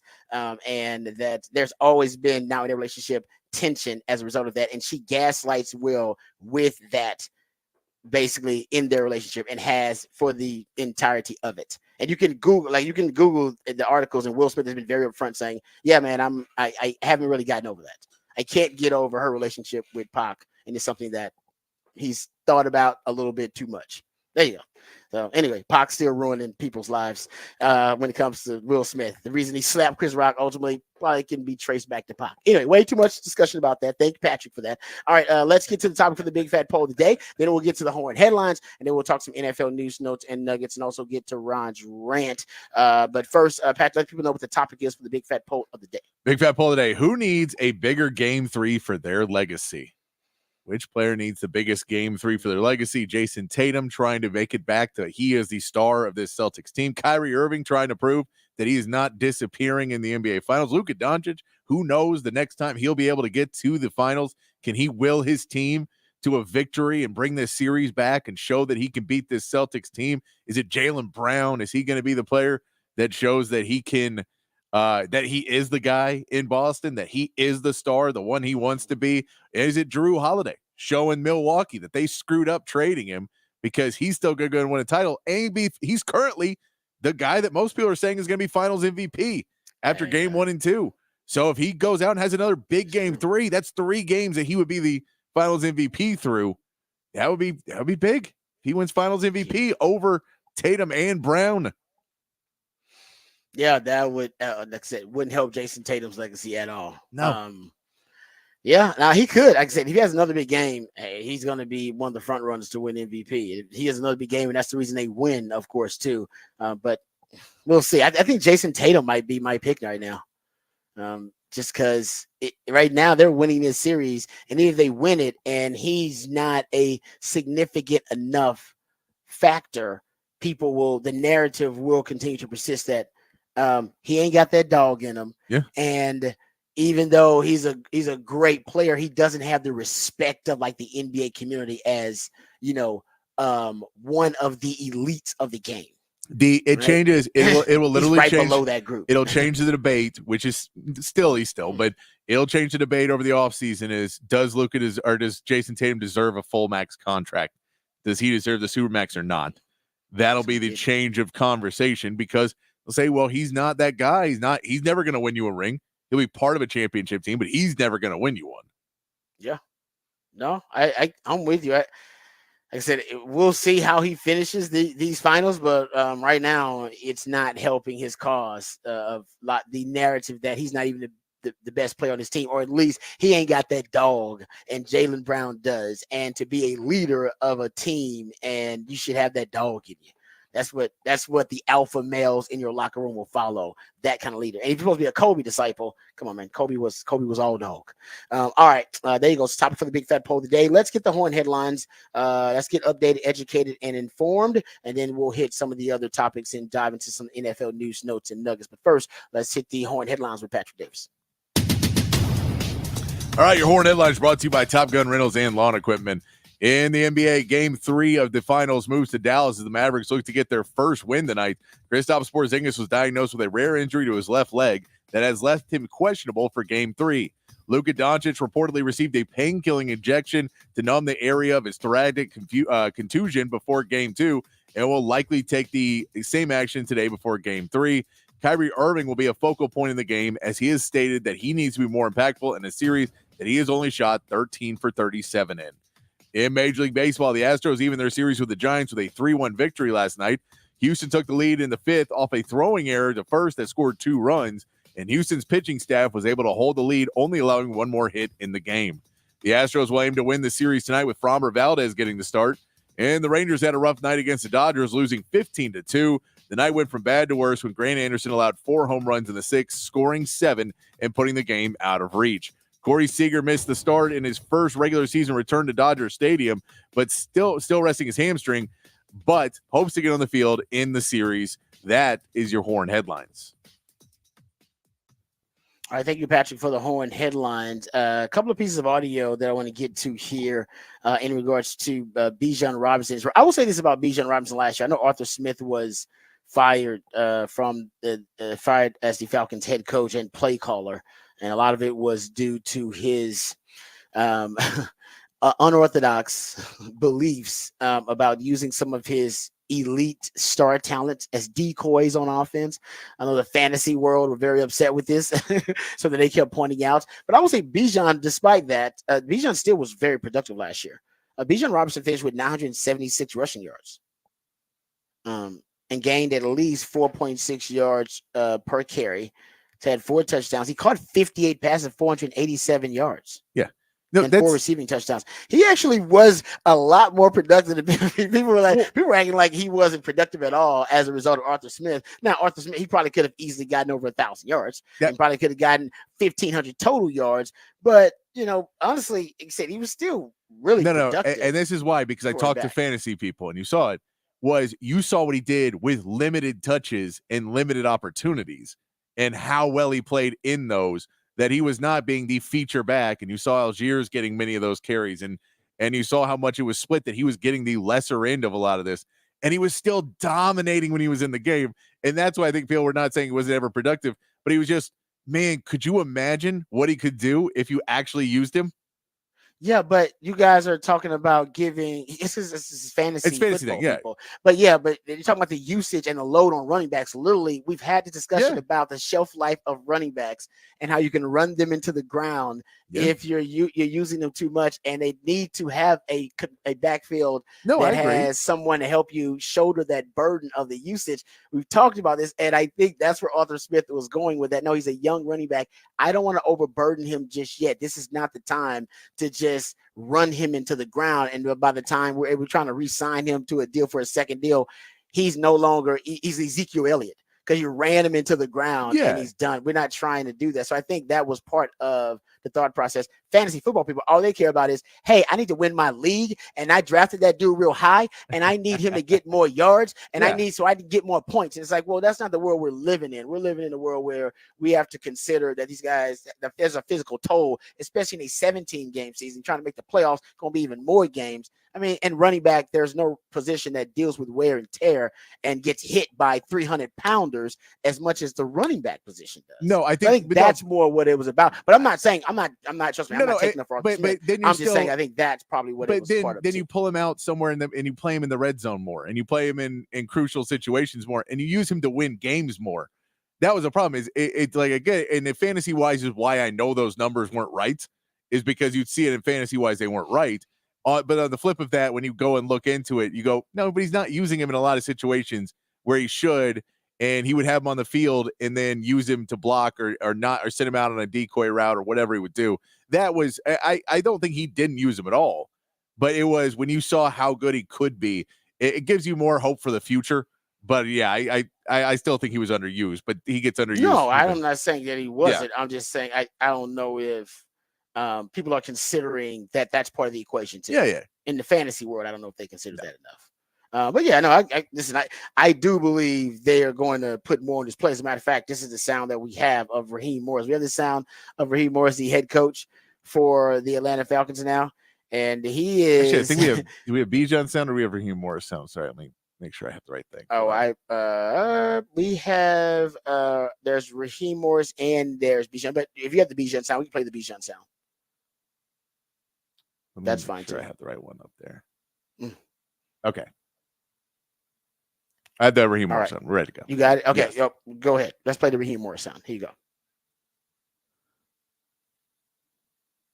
We saw last year in his rookie season, Bijan line up all over the field, line up wide, and he has said that he expects to be more of a running back who does other things this year, and I think Zach has concurred with that. How, when you have a guy who can be that dynamic and do that many things, how difficult a decision is it to maybe more fine-tune his role this year? You know, in the simplest form as you can possibly make it is get the ball to Bijan as much as you can in as many ideal situations that you possibly can.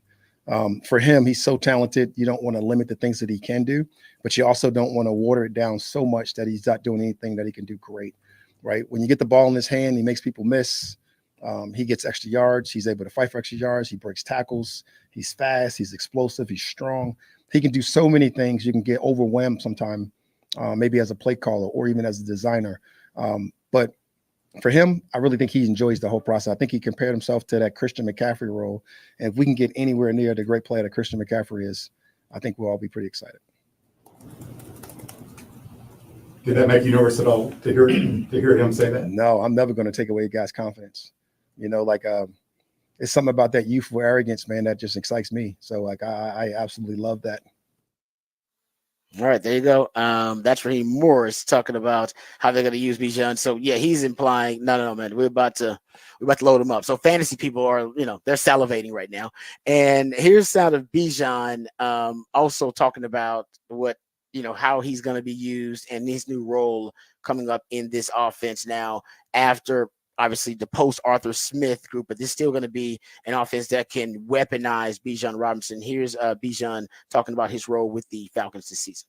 I'm going to be more of a runner that does everything else. Like not as much, I don't know what the plan is, but like it's like run first, like I did in college, and then still having that access to go to receivers, still having access to do creative things out the backfield. More so like how they use Christian down there in San Francisco, like something like that. So that's kind of what like the plan is here. All right, like I said, casually throughout there. So that's why people are excited. And so to Patrick's point, I'll throw this out there because, like I said, Bijan, he had 300 combined carries and targets last season. So touches, 9th most of any running back in the NFL. But if you go look at it, he was just 25th in touches per game. So it's kind of the deep dive analytics the fantasy people are getting into. He got 12 carries from inside the 10-yard line. That's why fantasy people are also upset because they want to be scoring touchdowns. He's not getting enough points. If you go look at it, this is why people said Arthur Smith was not necessarily weaponizing him. Although he was 31st in opportunity share, he was 32nd in red zone touches, 19th overall in carries. But he's 5th in yards created, 7th in evaded tackles, and 9th in yards per touch, 5.4 yards per touch. And if you take it to receiving metrics, he also ranked 4th in receiving yards and 6th in receptions, I believe, among running backs. So but you go look at it, advanced receiving metrics, 1st in routes run, 2nd in route participation, that was at 72%, 3rd in target share, and 8th in yards per reception. So, I mean, like I said, I understand. I think the argument would be they basically want Bijan to be used more in the red zone.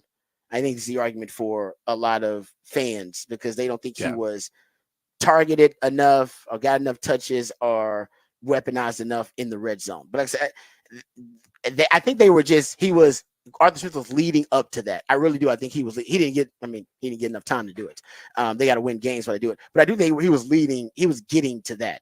He did not necessarily ignore Bijan, but he wanted, I think, to use him at times as a decoy because he knew teams were going to game plan around him.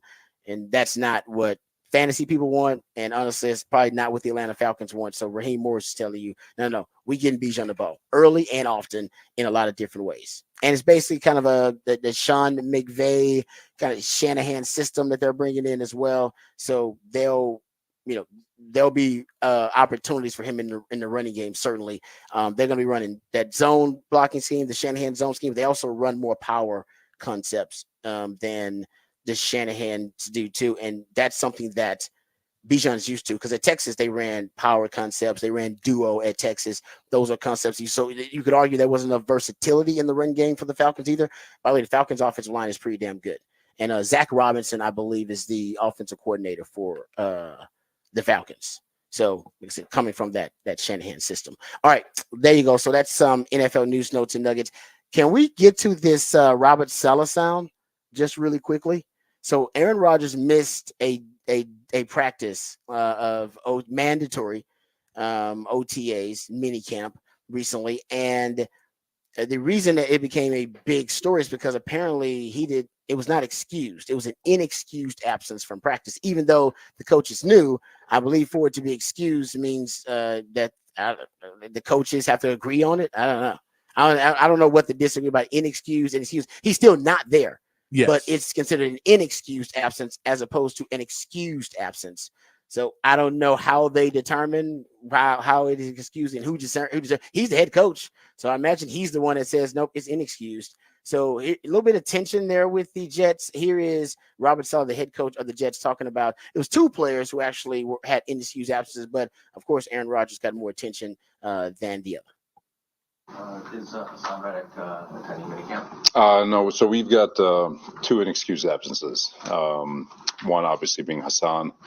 Spoke to him over the weekend. Appreciate the dialogue.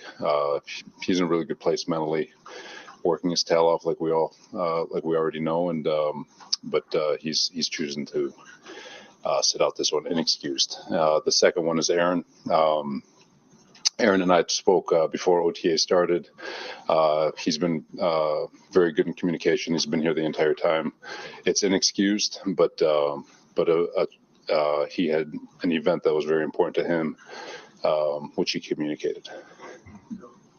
Both both are both inexcused. Yes. So are they getting fined? They're both subject to the CBA fine schedule. Okay, so maybe if it's excused, you're not fined. Maybe that's the difference. Maybe you don't I believe have the to deal with excused these is like consequences. it's either you're dealing with an Like injury, a death in the family, yeah, like maybe that, a baby or something like that, where they say, okay, it's a family thing, so we'll let you go. So okay, so it wasn't. So if it basically an excuse is it was something that he had personally that he prioritized, but the team did not believe it was more important than football. Yes. So basically, the team decides, oh, that's more important than football. Of course, your baby. Of course, your health of your, somebody died. Of course, that's more important than football. So basically, they decided, oh, whatever Aaron Rodgers told them is like that's not more important than football, Aaron. So essentially, you double booked. Yeah. So and Aaron Rodgers, you double booked whatever you were doing, and you knew this was happening for a long time. It's one weekend. It was a weekend camp, so it wasn't like it was a lot. It was 2 days. And I think it was like $16,000 fine for one, and then if you miss both days, like $35,000 fine. So for Aaron Rodgers, I don't know if that's much. If I mean, he probably, if he has an appearance fee, it's probably over what that would have been that he got fined. But depending on what it is, you don't know if it's something where it could be as simple as a wedding or something like that. That it was somebody close to him that he said, "I want to go to this wedding," and they said, "It's a camp. You say no." And he said, "Screw it. I don't care. I'll pay the money." Or if it was some psychedelics convention again, or if it was some political thing, or something Aaron Rodgers thinks is more important than football, and that's the point we're getting to, is that he's the same guy that I believe was quoted early January. I'll try to quote the whole quote, but he said, "The BS that has nothing to do with winning needs to get out of the building." And now I'm assuming the Jets declared whatever he had to do, whatever obligation he had, was not more important than football, which is why it's inexcused. And to me, that would be defined as BS that has nothing to do with winning. You mean like saying you might retire to be the vice president or run for vice president? Yes, that BS that has nothing to do with football. That when he gets asked about, he goes, "Well, no, but I'm talking about when we get there." And you're like, "No, that's not what you said. You mean I want everyone else to live to a standard that I don't have to live to." That's what you mean, Aaron.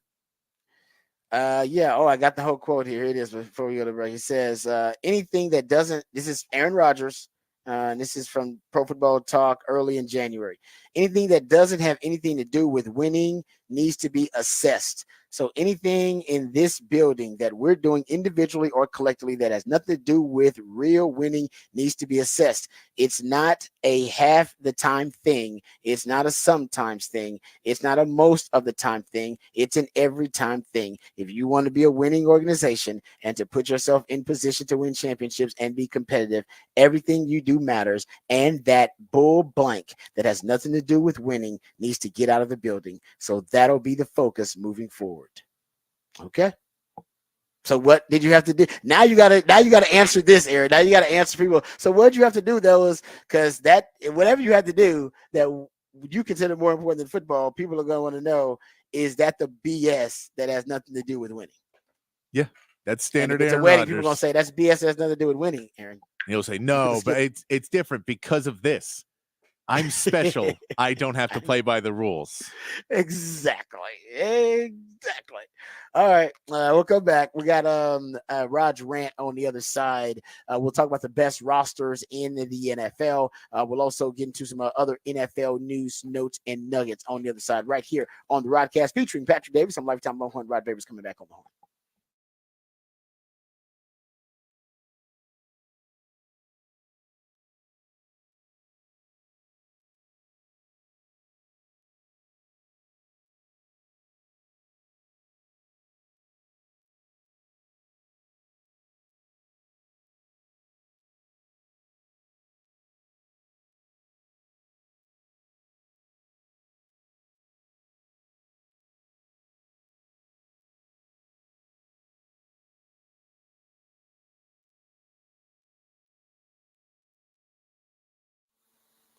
Hey, what's up, folks? Lifetime Longhorn Rod Babers here. Austin is a great city, of course. We all love Austin. One of the reasons I love it is because my favorite dentist is in Austin. It's Dr. Greg Eckert and his wonderful team. Anytime someone asks me about, a dental recommendation, I feel good now because I can recommend the best dentist in Austin. That's Dr. Greg Eckert. Now, he's got a fantastic team. They're an all-star team. Doesn't matter what you have as an issue with your dental health, they can help you take care of it. My dental health has never been better thanks to Dr. Greg Eckert and his team. It can be general dentistry, teeth whitening, dentures, porcelain crowns and veneers, dental implants, full mouth reconstruction, even root canal therapy, whatever it takes to ensure you're getting the best quality dental care available. That's what Dr. Yu and his team are all about. As a matter of fact, right now, because he's always on the cutting edge of the technological advances in dentistry, he can give you a brand new smile in just one day. Permanently secured to your dental implants. No time spent without teeth. You'll get temporary fixtures until they complete your permanent smile, and you'll smile again with confidence and eat freely without pain or discomfort. It's a lifelike permanent solution. So if you've been told your teeth need to be replaced, just call Dr. Yu today to learn about this revolutionary alternative to dentures. So it's a brand new smile in just one day. It's a complimentary consultation. So if you've been told your teeth need to be replaced or you already have dentures, don't freak out. It's okay, because Dr. Yu understands that this revolutionary alternative dentures can really be something that can change your life. I know it sounds too good to be true. It's not. It's just Dr. Yu. He understands that a brand new smile and a confident smile can change your life, and he wants to change your life for the better. So what are you waiting for? Give him a call today, 512-345-3166. That's 512-345-3166, or visit dreckert.com, DRUECKERT.com.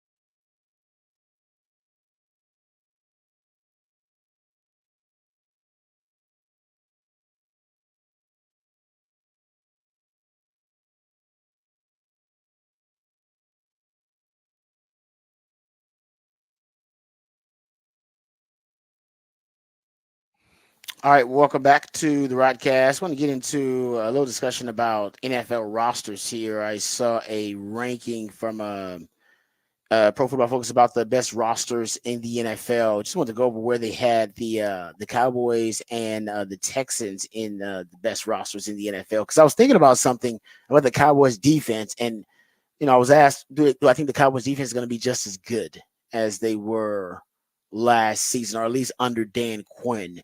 And I do think the Cowboys defense is going to be really good. I think even Mike Zimmer said, he said, this is weird taking over a defense that's already a good defense. I mean, they're already a top 10 defense in the league, top 5 defense. If you look at it metrics wise in a lot of categories. And now you get Mike Zimmer, an established defensive coordinator, taking over with Dan Quinn leaving. And this is something else in terms of just looking at rosters for the Cowboys. Cowboys had more all pros than anybody in the NFL last year. Trevon Diggs got hurt last year, and then we saw, obviously DeRon Bland rise to prominence and become all-pro. Does any team in the NFL have 2 all-pro cornerbacks? I'm talking about all-pro. And not like, oh, we got an All-Pro that was an All-Pro 9 years ago, and then now we got a guy that was an All-Pro last year. I'm talking about these guys have been All-Pros in the last two years. Deron Bland was an All-Pro this year, and then Trevon Diggs was an All-Pro 2 years prior to that. Is there a team that has 2 All-Pro corners like that? I'm sure there are, because now L'Jarius Sneed is now with the Titans. So even though the Chiefs have some good players, I don't know if there's a team that I can think of that has 2 All-Pro cornerbacks like the Cowboys. And if you're the only team with 2 All-Pro corners like that, it's going to put you in the conversation to have the best secondary in the league. They should be in it because I like their safeties too. I love their safeties actually. Now they won't play 3 of them like they did under Dan Quinn. So technically, the depth of the safeties will be even better because now you have 3 guys you can rotate who essentially were 3 starters under Dan Quinn because he played 3 safeties more than anybody in the league. So I like the safeties and I love the corners. I don't know it, and there's some really good corners. And maybe the Eagles in that conversation. I know Slay was an All-Pro at one time. Maybe the Eagles are in that conversation. Maybe the Eagles have too. Were the Browns a team that had somebody? I feel like there was a team like that. Browns could be. There was a team like that had. Yeah, I have to go look. I gotta go look. There's a team like that. I'm sure there may be another one that I'm just missing that I'm not thinking about right now. But I know it's rare. My point is, it's really rare. And the Eagles may be in that conversation too. That Slay, they may be there. I gotta go back and kind of do some research on it. Anyway, that just kind of popped into my mind. But the Cowboys are going to be loaded, in my opinion, defensively. Their only question will be the interior D line and that interior kind of the guts of the defense and the central nervous system of it. I love the safeties, but we're not sure about the D tackles for the Cowboys, and we're not sure about the linebackers. That's why they're hoping a young Marvin Overshown steps up. They're hoping that he can be an impact player for them there. That's to me the biggest 2 question marks on defense. But I think, I love Odigizua. I think he's a really good pass rushing D tackle. What's going to happen with Mozzie Smith? They don't know. If Mozzie Smith works out, that'll be huge for the Cowboys defensively. But defensively, I'm not necessarily that concerned with the Cowboys. Offensively, I'm concerned the Cowboys are just going to be unbalanced. They're just going to be throwing the football all the time. They're just going to abandon the run game, and the run game will be largely symbolic for them. They won't even actually be anything, substantive to it because they don't have any real running backs or impact running backs in the backfield, and it'll be way too much on Dak. Dak can handle it, but it'll be way too much on Dak, and the passing game is loaded with CDs, great. Brandon Cook, Jake Ferguson, I think it's going to take a huge step this year. So I think they'll be able to throw the ball with them or anybody. When they face really good teams, though, they'll be one-dimensional. And I think ultimately that's going to hurt the Cowboys this season. Being one-dimensional offensively and defensively, they'll be more formidable versus the run because they'll be more sound structurally defensively. Mike Zimmer doesn't take as many chances as Dan Quinn did. Dan Quinn loves twists and stunts up front. Dan Quinn loved to play a lot of games up front with his front 7. You don't get that with Zimmer as much. You'll get a lot more kind of the basic base structure of the defense without a lot of gambling up front, not a lot of twists and stunts in games. And I think so guys will be in better position to defend the run. I don't know if that'll make a huge difference, but I know for Dan Quinn, just his philosophy, he loved to play sub packages. So he loved to play a lot of DBs on the field with the injuries at linebacker last year. They had to play a lot of DBs on the field. DBs are not your best run defenders. So just the philosophical differences in the two, I think will help Zimmer be better, his defense be better against the run. But I still think you'll be susceptible right up the guts, right up the central kind of nervous system of the defense, unless Mozzie Smith takes a huge step and your young linebackers take a huge step. That's going to be big for them, for the Cowboys on defense. Roster-wise for the Texans, they have the Texans at the 7th best roster. They have the Cowboys at the 9th best roster. The Texans don't have a lot of huge holes now on their team, period. The biggest hole is probably the cornerback position opposite of Derek Stingley. And Derek Stingley last year finished with the number 1 hawk rate in the NFL at corner position. That's just the amount, the rate you attack the football when you're targeted, and he's a ball hawk. He attacks the football. How about this? He was a leader in interceptions and pass deflections over the second half of last season. He had 13 pass deflections and 5 interceptions. He only played in 11 of his first 25 NFL games because he was dealing with injuries, but nobody was basically better than him at getting their hands on the football in the last 8 games of the season. So they're hoping he picks up right where he left off. Then they have to pay him like he's a top 5 to 10 corner in the NFL. The big issue now. And by the way, remember I said back they should have signed Steven Nelson? He retired on him. He retired out of nowhere. Jeez. Remember the corner from last year? Old man, he retired. He was a starting corner last year. He retired. So now they got Jeffrey Okudah, and CJ Henderson. That's their big hole on defense. Everywhere else, they're really solid defensively. They're actually pretty solid. That's a big hole to have in the NFL. Who's going to be your starting cornerback opposite Derek Stingley? And by the way, late last year, now I don't know if it was situational or team specific, matchup specific, but they traveled Derek Stingley. He shadowed opposing team's best receiver late last year too, and in the playoffs. That could happen again too. But if that happens, you better make sure you got a corner you can depend on. So to me, that's the big hole defensively. And honestly, offensively, I don't see a lot of holes for them. I think Texans don't have a lot of holes. No, the biggest thing offensively is, can that O-line learn to play together and stay on the field? Because that's kind of, they've spent a ton of capital, but a lot of people don't have a lot of faith in that O-line. And it's not so much like, for me, it's more along the lines of they just didn't play it very much, and they were very beat up last season. So it wasn't that they were terrible. The guys that are supposed to be there are not bad. They just don't play a lot. But if those guys can learn to play together and stay on the field this year, I think that's a big piece of it, because they just weren't able to do it last year. Yeah, they were, I believe it, the most injured offensive line. Look at adjusted games. I brought this up before. They were the most injured O-line in the NFL in the last 20 years. If you look at adjusted games lost because of injury, they were the most injured offensive line in the NFL in the last 20 years. They had more adjusted games lost on the O-line than any team, I believe, since it was like 2003 or 2002. So that, to Patrick's point, I don't know how you figure it out. You got to figure out how to keep those guys healthy. And then once they get healthy, they'll get more chemistry, continuity, and camaraderie together as a group. But they've invested a lot in that O-line. Man, that O-line is talented. I mean, you got first rounders on that O-line. They've traded for proven commodities on that O-line. If they are all healthy, it's one of the better O-lines in the NFL if they stay healthy. But like I said, that was a big if, because as I just gave you the metric, nobody had more injuries on O-line than the Texans. Yeah, and I mean, they drafted a center again last year with Juice Scruggs, that if he comes out and plays well, they actually drafted two centers last year. They drafted two? They drafted two, and they needed both last year. And they needed, they did. But you're right, that's crazy. But Juice Scruggs was supposed to be the guy that was their starter, and he looked pretty good for a lot of it, but he was injured a ton too. So if you add in a center that can play there, you know, Shaq Mason was one of the guys last year they traded for, and he was probably the healthiest guy last season. He played the most. So if you can keep, it's just really, can you keep that O-line up there and everybody playing, or only lose one guy at a time, not four at a time, but learn to play together? That would probably be it. And then at the running back position, the hole is depth there that you get Mixon now, but is Pierce going to be the valuable backup, or is it a big drop off between 1 and 2 where there isn't really a number 2 back? And that's an issue we just talked about. Is, you know, you need to have a stable more now.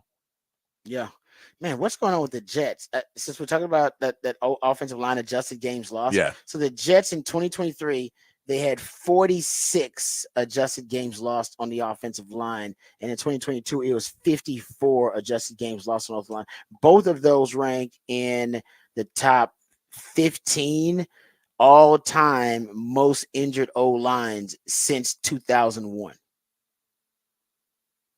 And by the way, yeah, they're in here twice. Houston, like I said, has the most since 2001, 82 adjusted game loss. Then the Rams were second at 71, and then Rams from 2022 second with 71, and the Philadelphia Eagles from 2020. They were third with 57. But if you go look at the Jets, are the only team on here twice.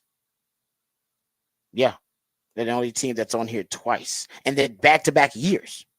They're on there for 22 and 23 as one of those injured O-lines in the history of the NFL. Isn't that crazy? I just noticed that. Really, looking at crazy. the stats. So that's not good news for Aaron Rodgers. That's not good news at all. Like the Texans got issues trying to figure out how to stay healthy on their line, but so do the Jets. Yeah. And I didn't realize. So the Rams, that's why the Rams fell off so bad in 2022. That and some salary cap issues. And damn, for them to bounce back the way they did in 2023, a lot of it's because they finally were healthy on the O-line. Well, I mean, yeah, they had injuries everywhere in 2022. It wasn't just O-line. Their entire roster was injured. Yeah.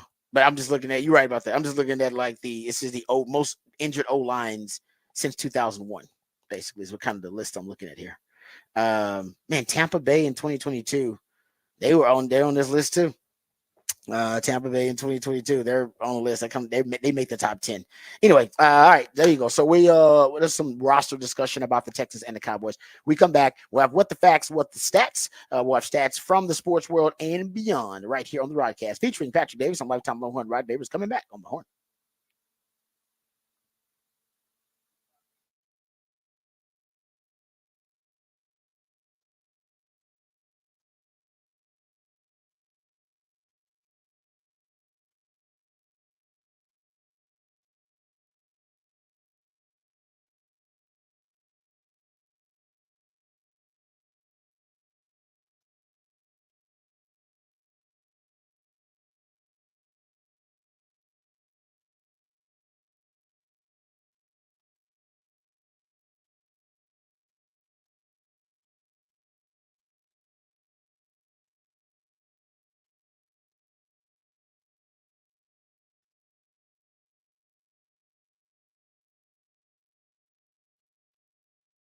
Hey, I want to tell you about our friends at Texan Windows. They are your new and replacement window experts here in Central Texas. You can discover affordable windows and sliding glass doors. Now is the time. If you need to get your windows ready for summer, you want to get the look you want to get your house looking really good, that curb appeal, the new color, the new operation. You can remove the grids. You can add grids. You can put obscured glass. You can do all of that. Now is the time to do it because there's a special running right now at Texan Windows. If you get 10 replacement windows before July 4th, you have the chance you're eligible to receive a free Blackstone grill. That is a great thing. So it's a great time to do it because not only do you get better looking windows, you also get some other benefits, right, Rod?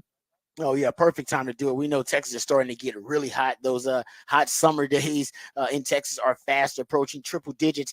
And if you're if you don't have properly insulated windows, that can really, really affect how cool your house is during those hot Texas summer months. And also, it can make your energy bills really, really high because you're not insulated and you're actually losing out a lot of the efficiency of your windows. And that's what my friends at Texan Windows can help you out with. They have energy efficient windows, so their replacement windows will help you save money on your annual energy bills because of their argon-filled double pane low E glass. It'll keep your home cool during those hot Texas summer days. It'll keep them warm during those winter months as well. That's one of the advantages to getting new windows from Texan Windows. Another one is safety, safety of your home, but also of your family. I've been childproofing everything around our house because we have an 8-month-old in the house. And if you got older windows, it makes it really tough to childproof those older windows. You need windows that are up to date on all the safety protocols, and my friends at Texan Windows can help you out with that as well, so you can safeguard your home and safeguard your loved ones with brand new windows from Texan Windows. So saving money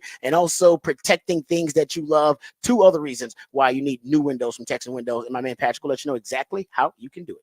Yes, Texan Windows. You can get started at TexanWindows.com or call 855-55-TEXAN to get a hassle-free estimate by email or over the phone.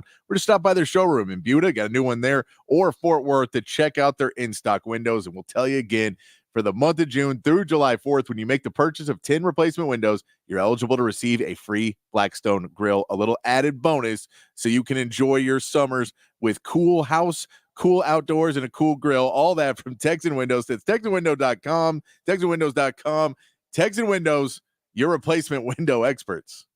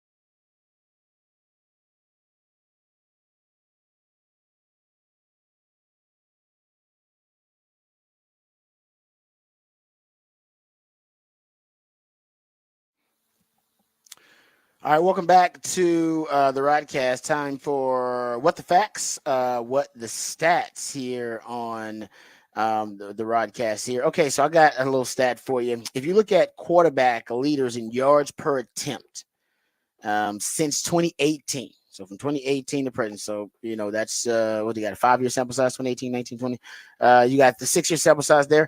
Brock Purdy is your leader in yards per attempt from since 2018 to 2023, 9.2 yards per attempt. Second is Jimmy Garoppolo at 8.2 yards per attempt. And Nick Mullins is third at 8 yards per attempt. Also, Deshaun Watson is tied for third, and then Patrick Mahomes is after that 7.9 yards per attempt. So the top 3 leaders in yards per attempt in the NFL since 2018. And by the way, this is with a minimum of at least 600 pass attempts. So it's for starting quarterbacks. So don't throw somebody in there who came and started for 1 or 2 games and had a high yards per attempt. So this is a minimum of 600 attempts. Quarterback leaders in yards per attempt for starting quarterbacks in the NFL, guys who have at least a certain number of starts under their belt. All Shanahan quarterbacks: Brock Purdy, Jimmy Garoppolo, Nick Mullins. That's pretty wild. So there you go. That's What the Facts, What the Stats. There's a couple of them right there for you. Also, I'll give you another one for Texas. This bodes well for Texas. This is SEC leaders for the 2023 season, who had the highest percentage of rushes where the running back gained 3 or more yards before contact. So the percentage of runs where your running back gained 3 or more yards before contact, Texas is damn near 35%. They're at 34.8%. That would make them the SEC leader, actually. How about that? Now, they haven't done that in the SEC yet. Yes, I know, exactly. That's not in the SEC. That's in the Big 12. But in terms of the leaders, that they were 34.8%. Yeah. Well, I mean, that's not a coincidence. Should tell you that is a huge stat for how much better that O-line has gotten under Sark. It is, but yeah, the big test will be, can you do it in a line of scrimmage league like the SEC? Yeah, but we know. I mean, I remember at a point with Bijan and Roschon, it was how many yards they got, and they would always get touched in the backfield, and you still had they would still break through, and that was before. So you say 3 yards before anybody touches you, you got -1 before somebody touched you a few years ago. So it's been a great improvement. Yeah, no, you're right about that. That actually added to the highlights of Bijan and Rojo, because it'd be plays that they should have gotten negative yardage on, and they would end up getting, it'd be like a 4 or 5 yard gain. You're like, that should have been a 2-yard loss. Exactly. Yeah. So I'm with you. All right, let's get to the break here. There you go. What the facts, what the stats here. We'll come back. We'll dive into the NBA Finals. Game 3, huge game tonight for the Mavs, down 0-2 to the Boston Celtics. We'll preview that. Also look at the game times and game windows for the upcoming SEC schedule. All that and more right here on the Rodcast, featuring Patrick Davis. I'm Lifetime Longhorn. Rod Davis coming back on the horn.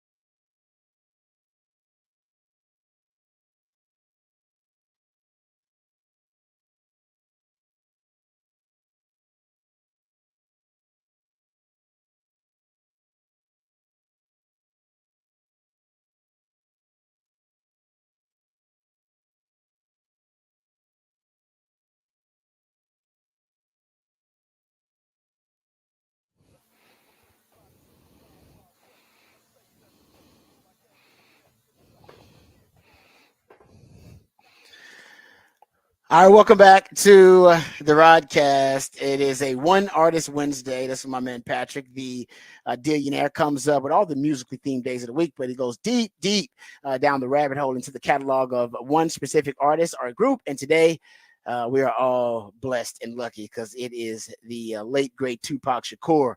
So, man, I'm enjoying the ride. I appreciate that, Patrick. Enjoying the ride.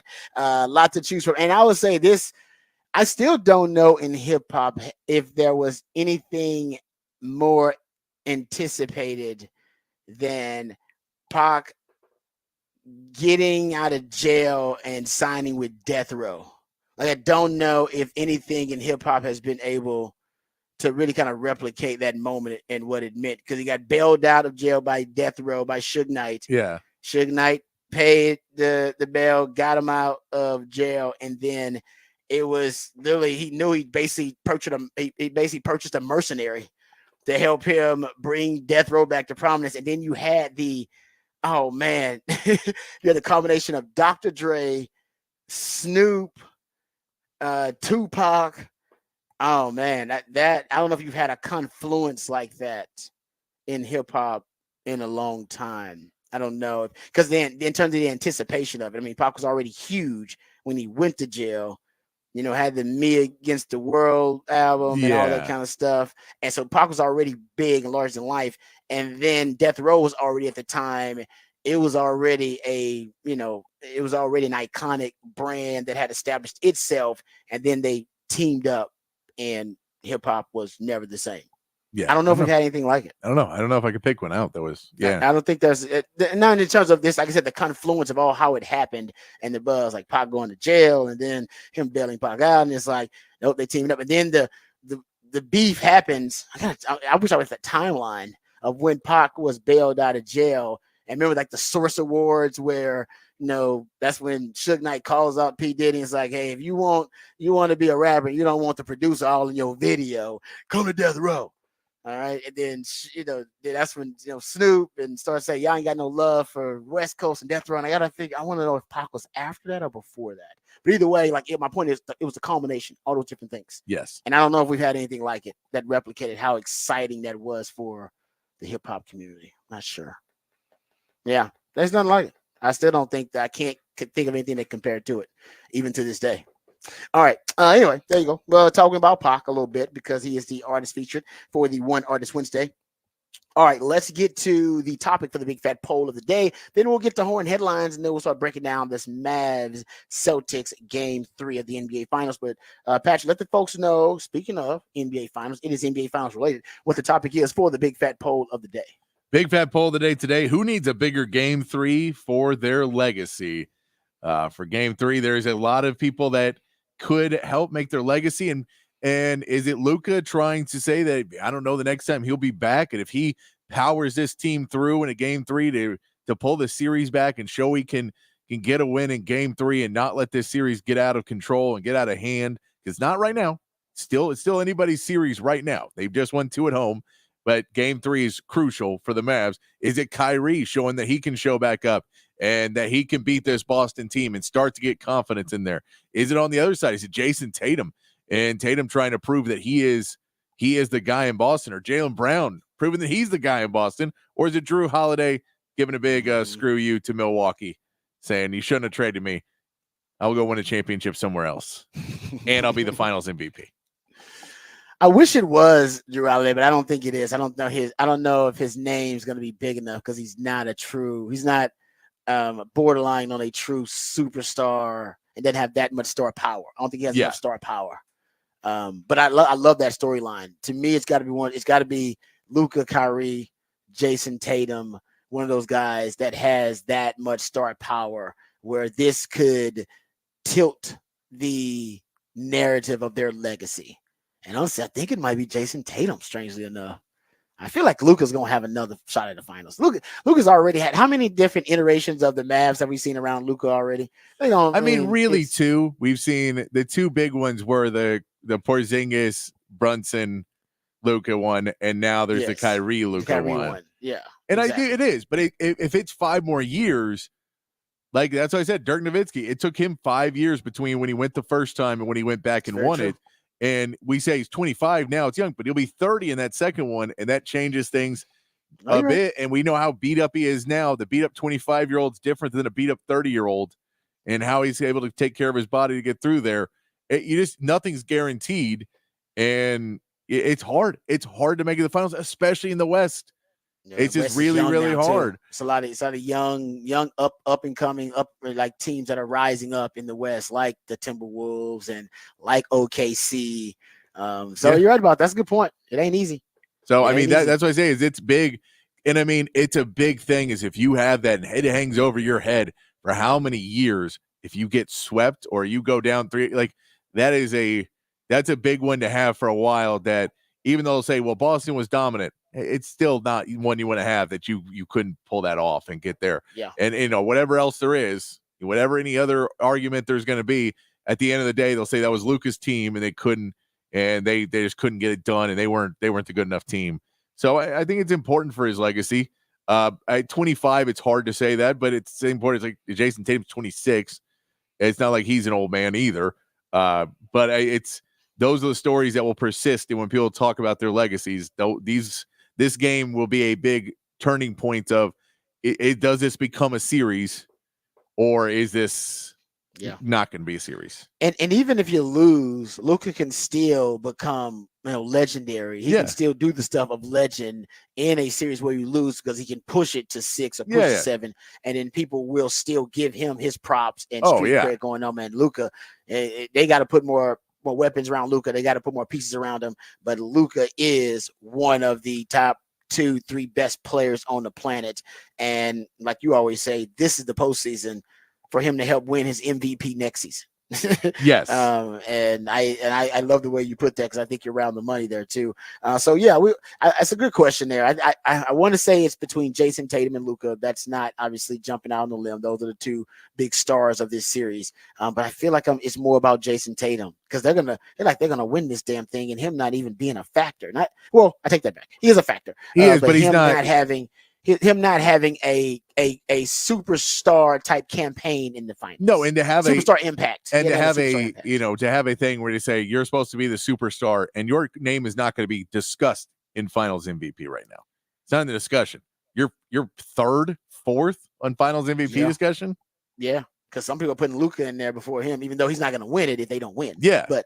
And people would say even Porzingis is playing 20 minutes, but they say, well, Porzingis had a bigger impact. He played 20 minutes and you played 40, but he was playing better than you in the 20 he played, and we don't know what he's going to do in game 3. There's a Derek White at least stopped guys defensively, and Tatum's playing good defense. I don't want to say he's not playing good defense. Playing good defense. That's something we can talk about. Yeah, he actually is. But it's just an interesting. He drops down in that poll a little bit. He drops down in that voting. So I think it is very big for Tatum. And he's like, that's just it. His contract's coming up, and so the discussion is going to be about his contract either this offseason or next.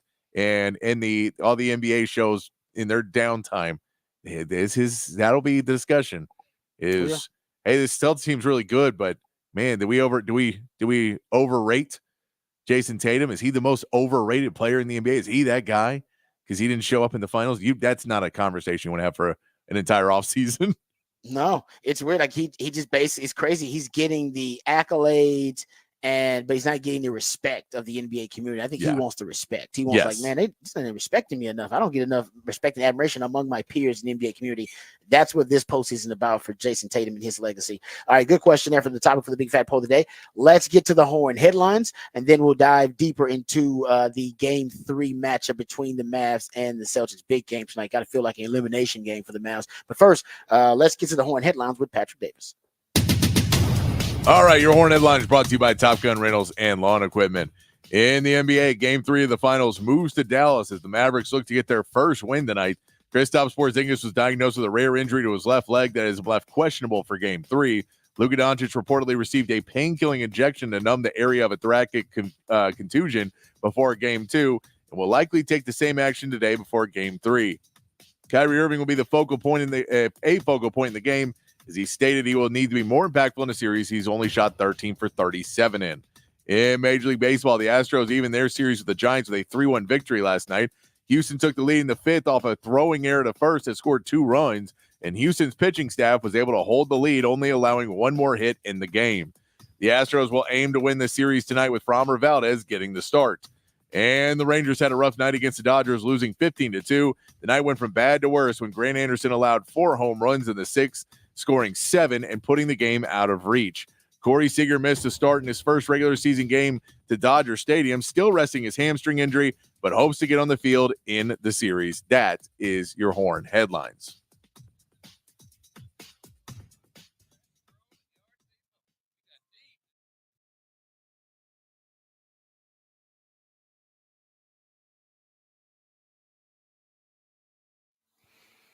All right, welcome back. Thank you, Patrick, for the Horn headlines. Let's get to talking about Game 3 a little bit, and I think we pick up right where we left off the conversation about Jason Tatum. He hasn't really been an impact player offensively for the Celtics, but he has been helping in a lot of other ways, defensively and offensively, as a distributor and a facilitator. We brought this up earlier. Tatum assisted on 27 of his teammates' points in Game 2. That was tied for his 4th most points assisted in his career. And if you go look at it, he's actually done that in the playoffs so far. He's taken on that role when he's needed to. He's assisted on at least 27 of his teammates' points 6 times in his career, 5 of those 6 coming in the playoffs. So that's at least he understands in the playoffs it's important that if his shot is not falling, you can do that in the regular season. You can force it and try to shoot yourself out of a funk. No point trying to shoot yourself out of a funk in the playoffs, because you can shoot your team out of it, period, and end up with a loss. So he is smart enough where you can tell he transitions his game. And here's another stat that shows that his drives to the basket. He, in Game 1, in drives to the basket, he had 18 drives in Game 1. He had 29 in Game 2. That was a career high for him. So he's driving to the basket, dish, and when the defense collapses, dishing out to the open guy. It's just that simple. I'll give him a lot of credit for that, man. He does. That's him not having an ego of, I have to be the guy that's scoring all the points. If it ain't falling, which it hasn't been for him, he's deciding, you know what, I'm going to help the team in other ways. I'll give him a lot of credit for that. He's 6 of 20. He was 6 of 22 in Game 2. He's 12 of 38, 32% from the field in Games 1 and 2, but he has helped the team in a lot of other ways. You got to give the man credit for that. I will, but I think that this is, it's a lost thing in superstars today, and it depends on coaching sometimes and what your coach will allow you to do and wants you to do. You should be a superstar. You should be able to do whatever the hell you want to do on your team. You're more valuable to the team than the coach is, especially if it's Joe Mazzulla. I get it, but they can fire you. If you walk up and say, I want Joe Mazzulla fired, they're not trading you. So you have a little bit more leverage in this situation. But if you're Jason Tatum, I want to see you go and get your shot going. And it is going to the free throw line, going in and creating contact, hitting the floor a few times, putting it on the refs' bags. And if the refs aren't calling it, you come in and you shoot mid-range. And this is a thing, like players just won't shoot mid-range shots anymore. They hate it. And it's because analytically, it's not the right shot. Analytics are why the reason Daryl Morey will never win an NBA championship, because analytics are great. They're important to use. They're also dumb to run your entire organization around, because it's not a championship way of thinking. You have to be able to play basketball too. Common sense infused. And part of that is, if Jason Tatum goes, my 3 isn't falling and and they're swarming me at the basket. And you say, well, why don't you drive in, take in 2 steps? They're going to fall off you because they know you're going to the rim, and stop, square up, shoot a 15-footer. Hit 10 of those in a row. Yeah. I bet those 3 start falling. I bet everything else starts falling for you. I bet they have to start guarding you tighter, which means you can get to the rim easier. All these pieces will start falling for you. And it's not like you're that 1 point you're going to miss out on and shooting that 3 when you're shooting 50% from 15 feet as opposed to 10%, 15% from 3. Just start doing that. And players won't do that. And great players do that because great players have the ability to do those kind of things. Like we've seen Jimmy Butler do that. Jimmy Butler did that in the playoffs, and he just scored every time down the court. And it wasn't like he was doing anything special. He was just driving to 15 feet, 10 feet, 16 feet, whatever it is, and taking a little jump shot. That's a high percentage shot where he can square up, take the shot with the defender on their heels, moving backwards away from you and trying to dive back into you. Those are the plays you can make, and that's how a star player can start to get back into games and get into shooting. And players just don't want to do that as much, and they don't practice it as much, so they're not as good about getting that stop and pop action that you have to have but it's not hard. It's Jason Tatum can do it all day, and the players like that, it just drives me nuts because they'll either do a floater, and then you talk to people, and they say, well, the floater is a low percentage shot now, so you don't want to take that, and everything is, well, I either want to take this shot that at best I'll shoot 35%, or I'll drive to the basket and I'll try and get a layup where I shoot like 90, but anything in the middle, it's 65%. That's not a good shot. Why is that not a good shot? 65, that's a great shot. But for whatever reason, because it's one less point, that's going to cost us the game.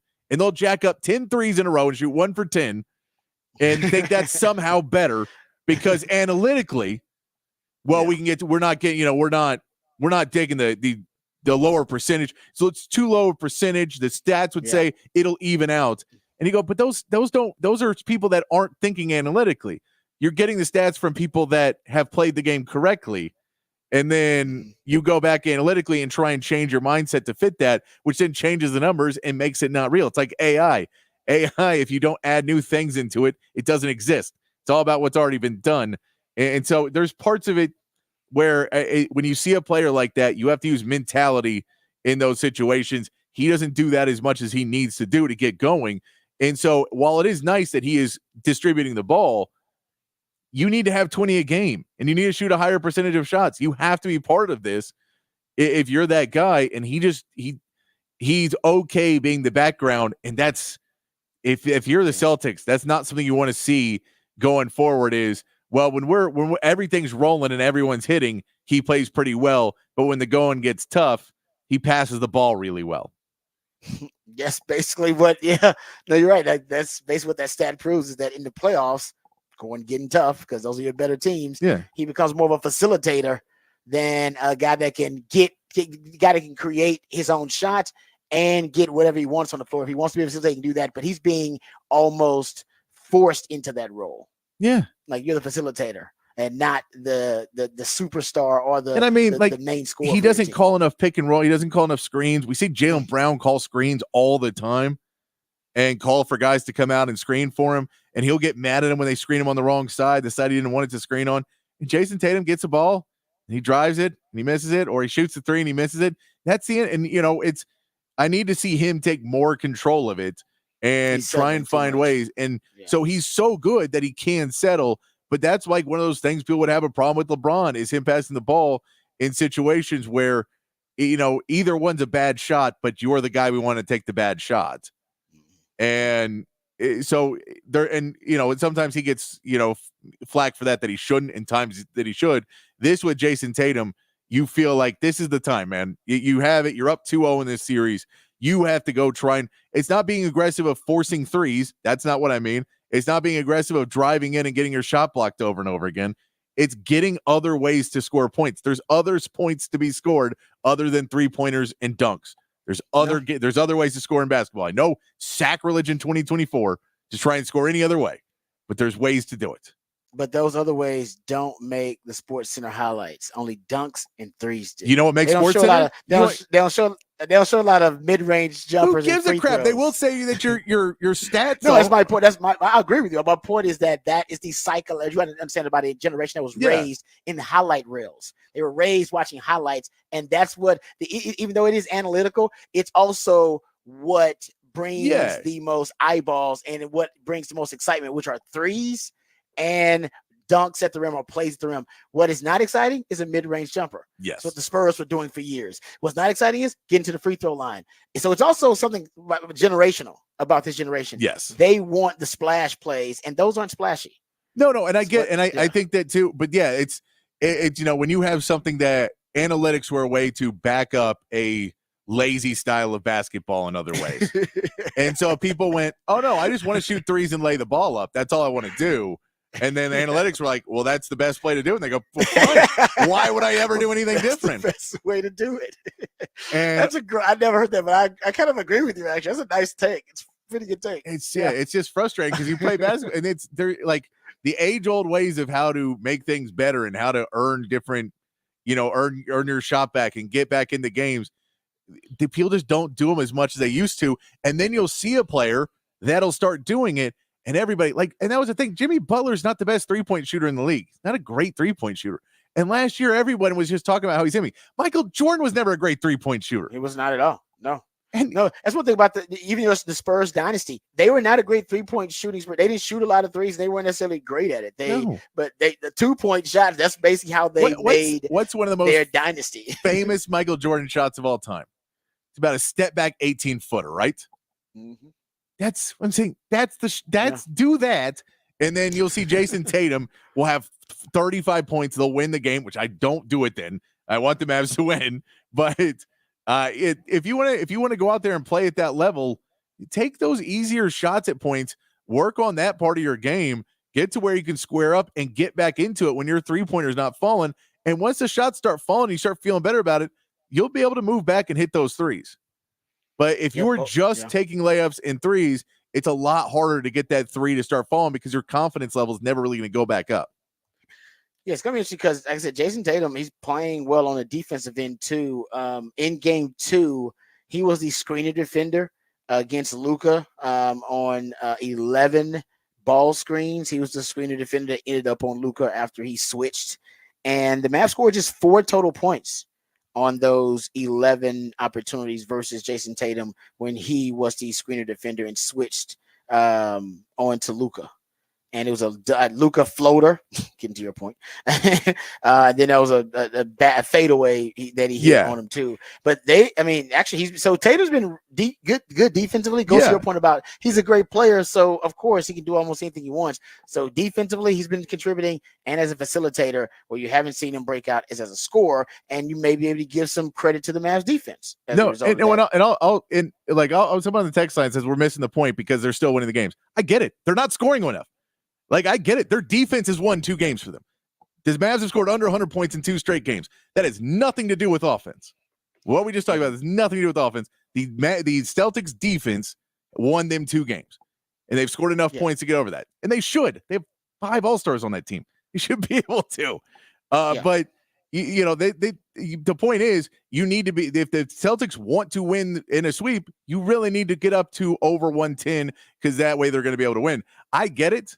They'll be able to go and like they're playing team ball. I get it. I'm a Spurs fan, so I love the passing the ball and playing the beautiful game. I don't know if they're doing that as much as they're driving in and kicking one pass out. I don't know if they're making the 4 or 5 passes that they've, talk about the beautiful game. I think they're driving in, kicking the ball out, and they're playing. They're shooting okay, but the 3-point percentage hasn't been great in this series for them. They just haven't played great offensively. They go on runs, but offensively they haven't been great. And so it's more along the lines their defense has been doing it, which is great. But the same thing we can say for the Mavs, and they have to hit threes, and they have to be able to get in. And what I say about the Mavs in the 6 o'clock hour, drive the ball in and take easier shots of your PJ Washington, trying to create other shots because that's the reality. Is whoever figures out how to play offense against these defenses can win the series.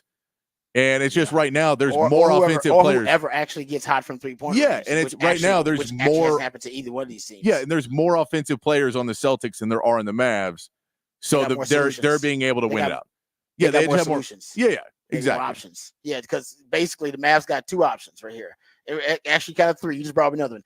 Stop settling for the 3-point shot because it ain't falling. By the way, I'll give you the stat. Luka, 8 of 21 from 3-point range, 38%, while his teammates are shooting 15% from 3-point range. All right. So like Patrick said, stop settling for that and then take a higher percentage shot. All right. Go get a pump fake for the 3-point shot, then step up. All right. Dribble up, take a more high percentage shot, or they can start hitting these 3-point shots. But in order to do that, they got to find a way to open up the corner 3-pointers for them. I brought this little stat up earlier. The Mavs were killing teams with corner 3-pointers in the first 3 rounds of the NBA playoffs. They were averaging damn near 12 attempts from the corner, and they were hitting those at over a 39% clip. So they were shooting almost 12 corner 3-pointers per game in the first 3 rounds of the playoffs and hitting over 39% of them.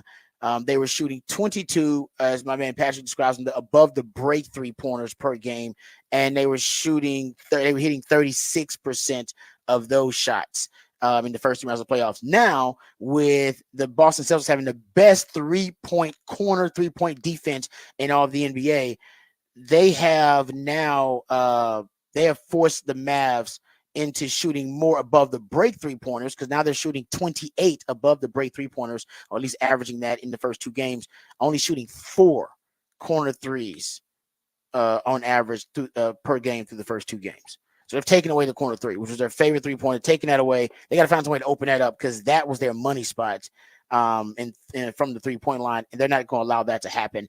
And or they need Kyrie to show up too.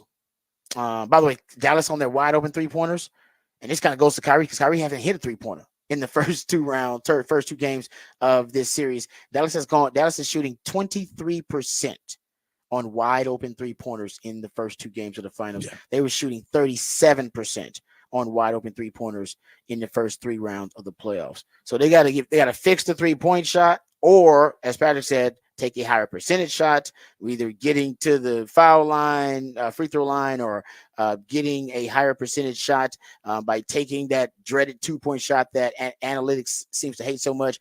Or they need Kyrie just to go off, or all of the above. His offensive groove.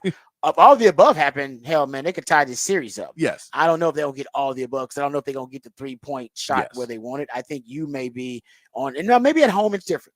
And maybe at home it's different, but you have to have a plan B if the 3-point shot. If you go 1 for or 2 for 7 to start the game, start thinking about a plan B. And if the 2 for 7 are both Luka's, that's the problem. Yeah, if it's just Luka hitting the 2, then still need to adjust. Yeah, somebody else other than Luka needs to be efficient from 3-point range. If that's the case, then maybe you keep shooting them. But honestly, if you have to pick any of those that are likely to work out for the Mavs here, they find their 3-point groove at home. Kyrie finds his groove, or they have an effective counter and adjustment to their 3-point shot not falling, or the perimeter defense of the Celtics. Which one is most likely to be the case in Game 3? I probably Kyrie. Going back to Dallas, it would probably be Kyrie, just because he's that player. And I think because like one player on the Mavs might start hitting their threes, but if Derek Jones goes 3 for 6, that's a good percentage, but that's not gonna swing you the game likely. Yeah, that's a good point. Yeah, Kyrie can swing the game for you. If Kyrie wakes up, he can swing so much for you. One other thing to keep up too, Luka says that in Game 2, the Celtics seem to send more help. He said they're still playing him largely a lot of one-on-one, which is a problem for the Mavs, because they actually need teams to blitz and double Luka, so they make it easier to get those 4-on-3 situations, and Luka always make the right decision to make the right pass. They're just making it tough on Luka, because they're not always rushing to blitz them, not always doubling them. Sometimes they just play them straight up. And there's different guys. Like I said, Tatum was the screener defender a lot in Game 2, guarding the big men for the Mavs. And that was very helpful, because he played really good defense on Luka when he was switched on those ball screens. So the Mavs have to adjust to what the Celtics. The Celtics are not throwing the same thing at them every time. Even Kyrie said they're throwing like very specific strategies at me every time I have the basketball, like targeted strategies at Kyrie, because they know Kyrie so well. They got defenders that know him well. So, of course, they're targeted specifically at Kyrie. All right, there you go. Little breakdown about Game 3, little preview of Game 3. Must win for the Mavs tonight. All right, coming up, we'll go behind the burnt orange curtain. We'll talk about the game windows that have been announced for the upcoming SEC schedule. And we'll talk about the latest commitment from the Longhorns in the 2025 class, a cornerback out of H-Town. I know a little something about those guys. When we come back, all that and more right here on the Rodcast, featuring Patrick Davis. I'm Lifetime Longhorn. Rod Davis coming back on the Horn.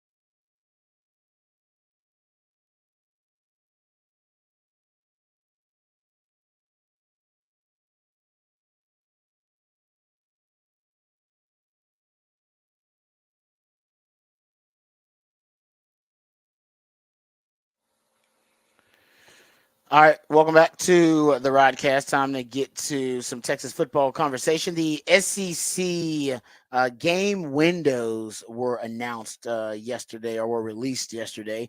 So now we know, based on some of the earlier kickoff times that were given out and released earlier this season, we know most of the kickoff times, or at least the game windows for the upcoming games for Texas in 2024. So you'll have the 2:30 kickoff for the Colorado State game. That'll be the first game of the season. Michigan will be at 11 a.m. at Michigan. You'll kick off against UTSA at 6 p.m. That's your prime time. ULM also gets a prime time. That'll be on ESPN Plus, I believe. Colorado State's on ESPN. Michigan will be on Fox. The 11 a.m. kickoff. UTSA that prime time will be on ESPN 6 p.m. ULM, just mentioned, ESPN Plus at 7 p.m. There'll be an afternoon, which is 2:30 or 3:30 afternoon kickoff for the Mississippi State game. The network has not been announced yet for that one. Texas OU, we already know that's at 2:30. That'll be ABC or ESPN. Of course, that will be, as we know, for the first time in a long time, a 2:30 kickoff, usually at 11 a.m. Texas with fewer of those 11 a.m. kickoffs this year, thank the Lord. The Georgia game is flex. Flex means it just won't be an 11 a.m. That could be a 2:30, anywhere from a 2:30 to 7 p.m. window.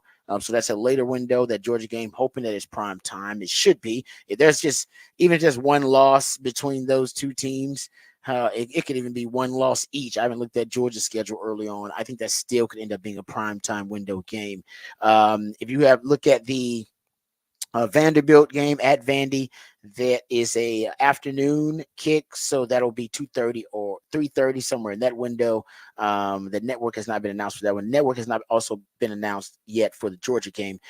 Florida lucks out. They get 11 a.m. kickoff in the ATX at DKR. That'll be either on ABC or ESPN. The Razorbacks at Fayetteville. That's good for the Longhorns. 11 a.m. kickoff, so back-to-back 11 a.m. kickoffs there, but that is on the road at Arkansas. That'll ABC or ESPN for that one.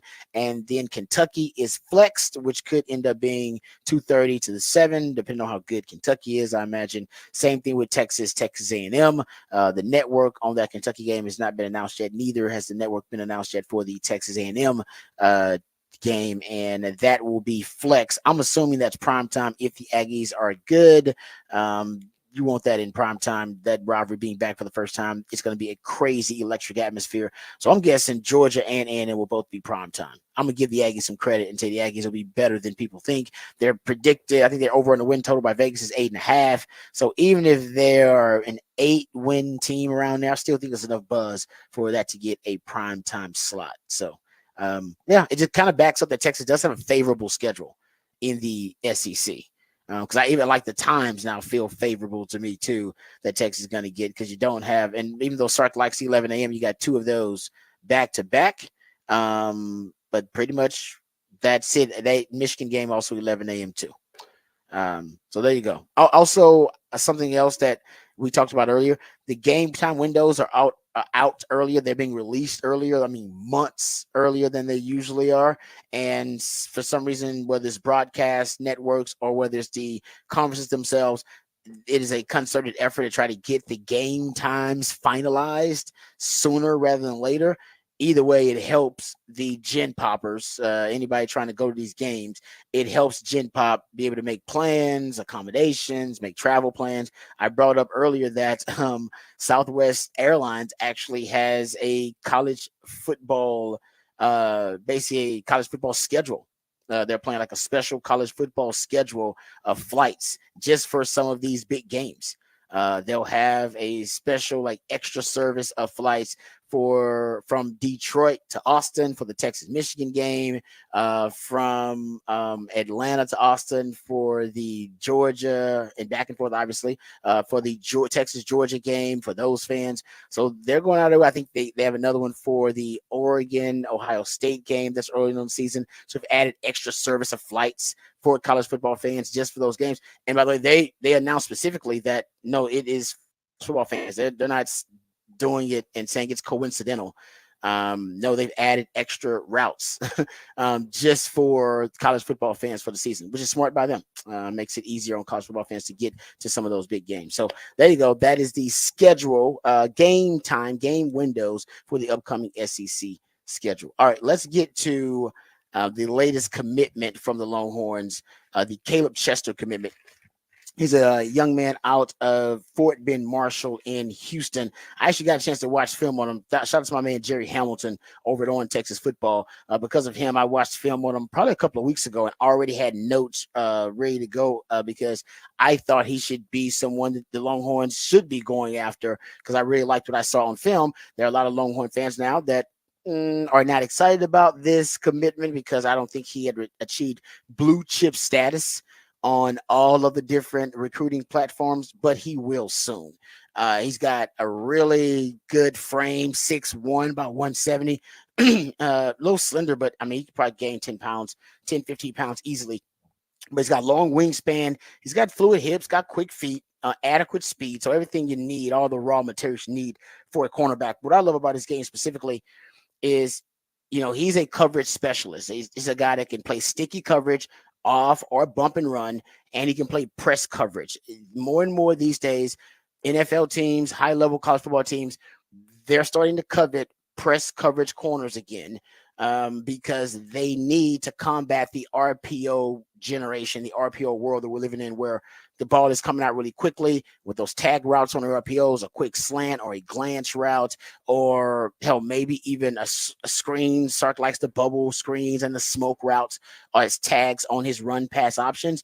Well, in order to take away the quick game, because that's basically what the RPO is, quick game plus run game, to take that away, you play bump and run, and then you isolate where the tag can go, usually to the slot receiver, and then you can double the slot receiver, or you can play, tango with the slot receiver, and you can better defend it because you know where the tag is going to be. They're not going to tag. Usually, they're not going to tag a route that is pressed or a receiver that is being pressed and bumped by the DB because then the timing will be off for the tag, and the tag is just the route that's run on the run pass option. Sark knows this, and Sark's been open about wanting to play more press man coverage. He has an RPO-based offense himself, so he knows how much grief it gives him when teams want to play bump and run and how it disrupts the timing of his RPO plays and RPO concepts. So they want to play more press man. They just didn't really have the personnel to do it recently. That's changed with Manny Muhammad. He's a press coverage specialist and recruiting guys like Caleb Chester. Remember last recruiting class, they brought in Kobe Black. They brought in some of those DBs who are coverage specialists, but even press coverage specialists as DBs on the outside. That's Caleb Chester. So they're recruiting what they cannot coach. And there's nothing wrong with that. It took them 2 or 3 years to come to that conclusion, but you got to recruit what you can't coach. You can't coach coverage. I think guys naturally are programmed to be really good coverage specialists early on. I always say there are certain things like I don't think you can program a guy to be a ball hawk. I think that happens early on. I don't think you can coach that, right? That's something happens early on in the football development of a player. Either they think ball, play ball, or they think player and play player, because that's what I was, right? I played through the man to get to the football. And nothing wrong with that. It's just the way that I was programmed as a young defensive back. Take the angle to the upfield shoulder, aim for the upfield shoulder, play through the man to the ball. Nothing wrong with that. I got a lot of PB. I'm top 5 all the time in passes broken up at Texas because I played through the man to the ball. But I played with guys who just played ball. They didn't play through the man to the ball. When the ball was thrown, they believed they had a right to it. That was Nathan Vasher. That was Nasty Nate, right? You believe he had a right to the football. There are some guys who are just havoc-minded players. I think the same thing is true for coverage for pass rush specialists, right? I think some guys are just great pass rushers, and it's programmed to them early. It's really hard to teach that as a skill and teach that and develop that as a coach, right? Comes naturally of guys. Who was the best pass rusher on the team last year? Sark said it was Anthony Hill. That was a freshman. Right? Because it's natural. It's programmed into you. Derek Williams was your best coverage safety. He was a freshman. He just came in as your best coverage safety because coverage, I think I said, naturally programmed, not something you can coach. You need to recruit what you cannot coach. Recruit speed, recruit size, recruit coverage, recruit pass rushers, recruit ball hawks, recruit havoc-minded defenders because you can't coach that. And so getting back to Caleb Chester, what I love about his game is he's a guy that can cover. And I know he's a student of the game because when I watch him play press, man, he has different techniques. Sometimes he uses the inch technique. Sometimes it's the shadow technique. Sometimes a one-hand jab. Sometimes a two-hand jab. Different methods of press show me he's a student of the game. That makes him more of a technician. And I was a technician because I had, even coming out of high school, multiple methods of playing bump and run coverage, depending on what type of receiver I was playing up against, their skill set, and what type of problem the offense wanted to present to me, what leverage I was playing. I had a different technique for it. So does this young man. He acutely and astutely diagnoses angles. He's aware of angles. A lot of players, these young players, they're not aware of that. I mean, when you talk about football speed, nobody's really been able to define what football speed is. I happen to think a lot of it is just angles to the football. Some guys are better at diagnosing angles to the football than others. And it's not just the football, but it's the catch point, the aiming point when you're trying to diagnose exactly the route and pathway of a receiver, right? You want to be able to cut them off or meet them at the catch point where the target and the ball will be thrown. He's great at that. So his aiming point is usually always the upfield shoulder, but he adjusts on the fly. He can adjust his angle to the man, cutting the pathway of the receiver off. He does that a lot of times when he's playing off coverage, when they run a post route or a movement route. You can see him on the sideline, pin guys to the sideline, using the sideline as the extra defender with that angle. He's great at that. And you can also see it when he is trying to meet the receiver at the catch point, playing off coverage. He's trying to meet the receiver at the catch point. And that's important because a lot of guys, they end up getting PIs. They're playing good coverage, but they end up getting a PI because they get to the receiver too early. Or they took the wrong angle to the football, and then they, met the receiver at the football, but they got there just a slight, a smidge too early, and they hit the receiver first, and they get PIs. With him, with guys who would diagnose angles very acutely and accurately, you don't get that because they meet you right at the football, or they get there before. We had one of those in the spring game. I believe it was Xavier Fields to me. Took a wrong angle to the football. Guy caught it right in front of him and went and ran for a touchdown. And he put his hands on his head right after. He's like, I was there, but I took the wrong angle to the football. Yeah. Football is mostly angles. Once you diagnose where the ball's going, taking the right angle to football, he's great at that.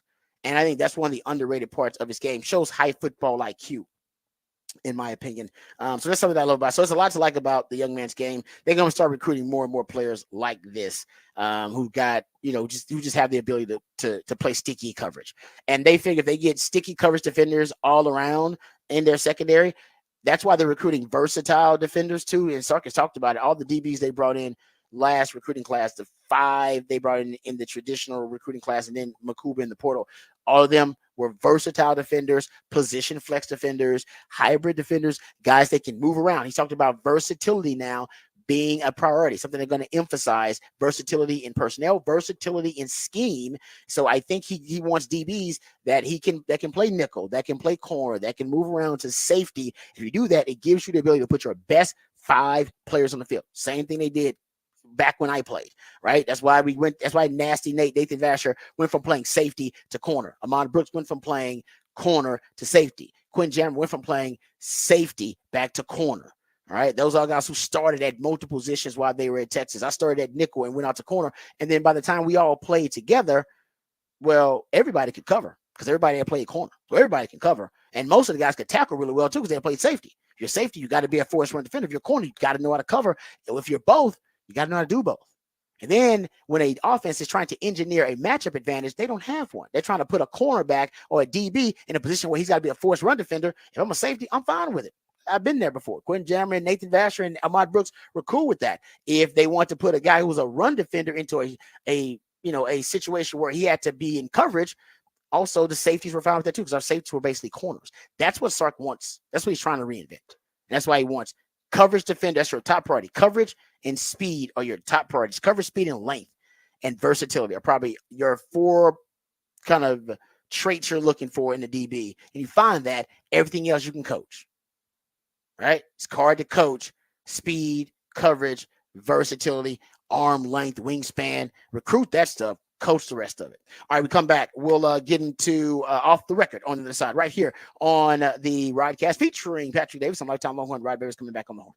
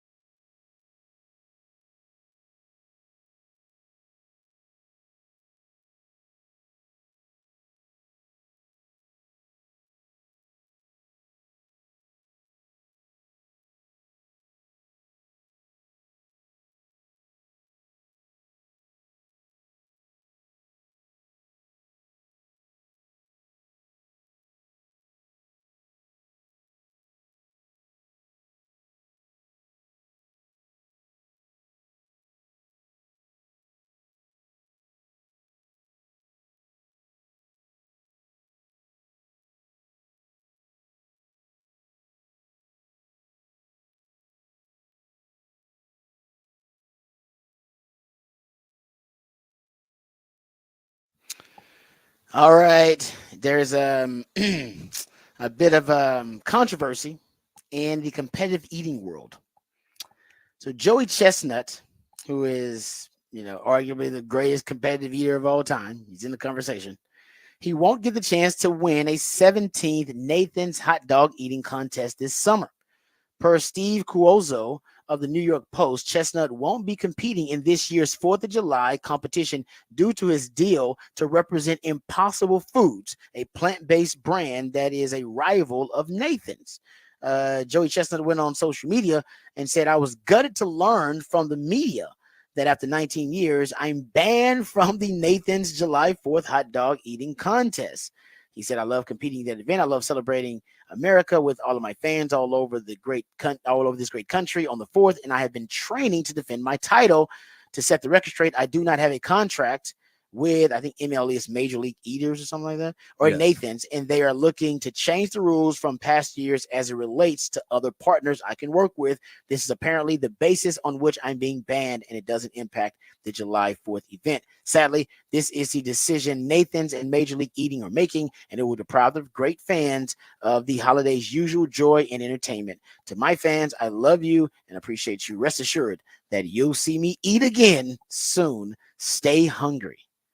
So TMZ also noted that the event organizer are keeping the door open in case Joey Chestnut wants to renege on his sponsorship deal with Impossible Foods. And if he backs out of that deal, then they'll let him back into the Nathan's hot dog eating contest. Or whenever that deal expires, they say that he can be back in the Nathan's hot dog eating contest. So they conflict of interest. Yes, I did appreciate the Impossible Meat people, because their basic response was, "Hey, we're not saying that you shouldn't eat meat or you shouldn't have a Nathan sometimes. We're open to having, eat whatever. We think that this is a good change of pace and you can have both. And we think it's a shame that they want to, try and bully us out of the market and do everything else. And they're basically trying to make a point that you can't go to them."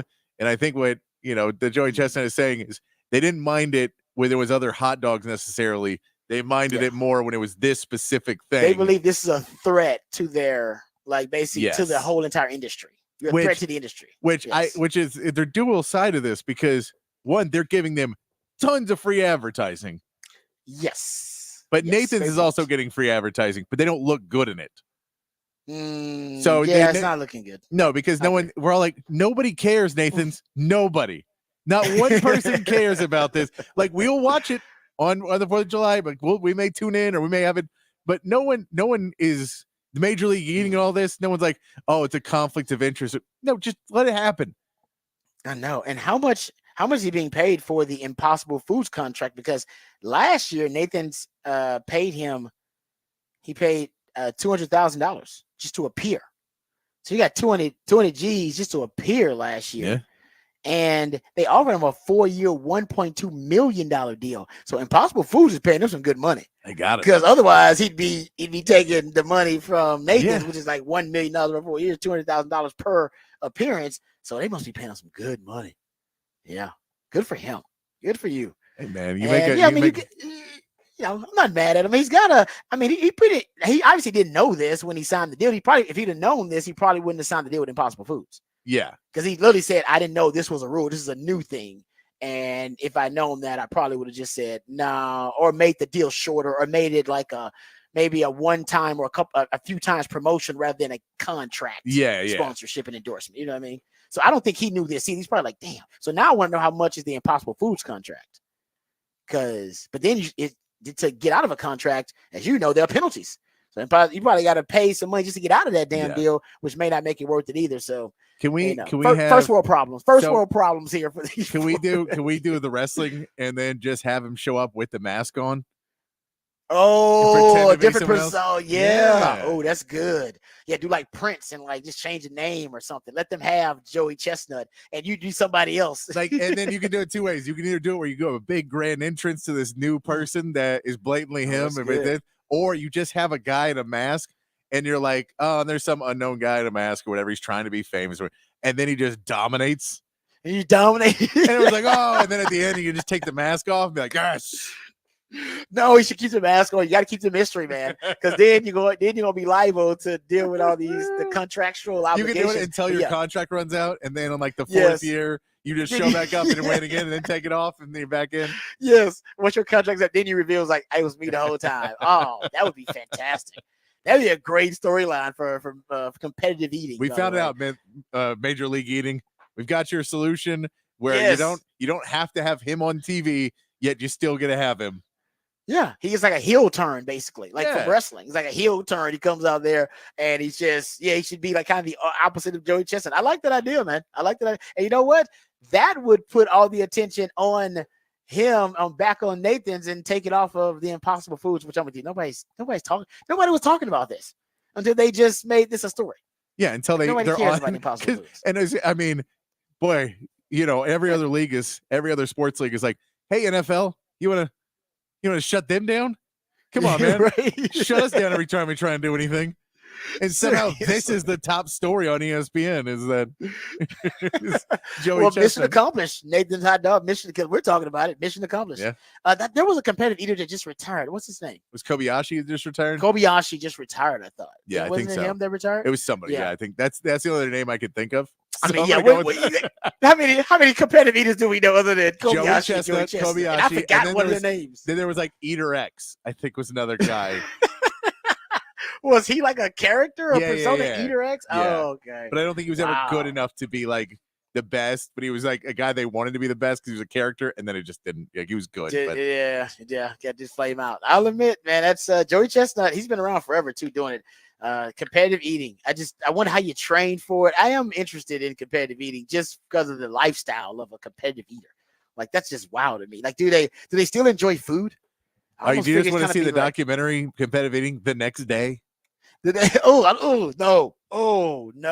Exactly. Like, I wonder about it, but I really don't want to know about it. But I do want to know if they still enjoy food though. Like, just like eating, do they enjoy like getting full off good barbecue and stuff like that? Or is all the competitive eating kind of taking over? It's like I feel about like porn stars and sex. Like, they still enjoy sex, right? Or it's just like, nah, I do that 8 hours a day. I really don't want to, do it every day like that. Get tired of it. I wonder. I'm a little curious about that. All right, we come back. We got one more hour. Oh, and my man Nick Schuler's going to join us coming up for Setlist ATX in at 9 o'clock. We'll get that done, and we'll also get into some NFL news notes and nuggets. All of that and more right here on the Rodcast, featuring Patrick Davis. I'm Lifetime Longhorn Rod Davis, coming back on the horn.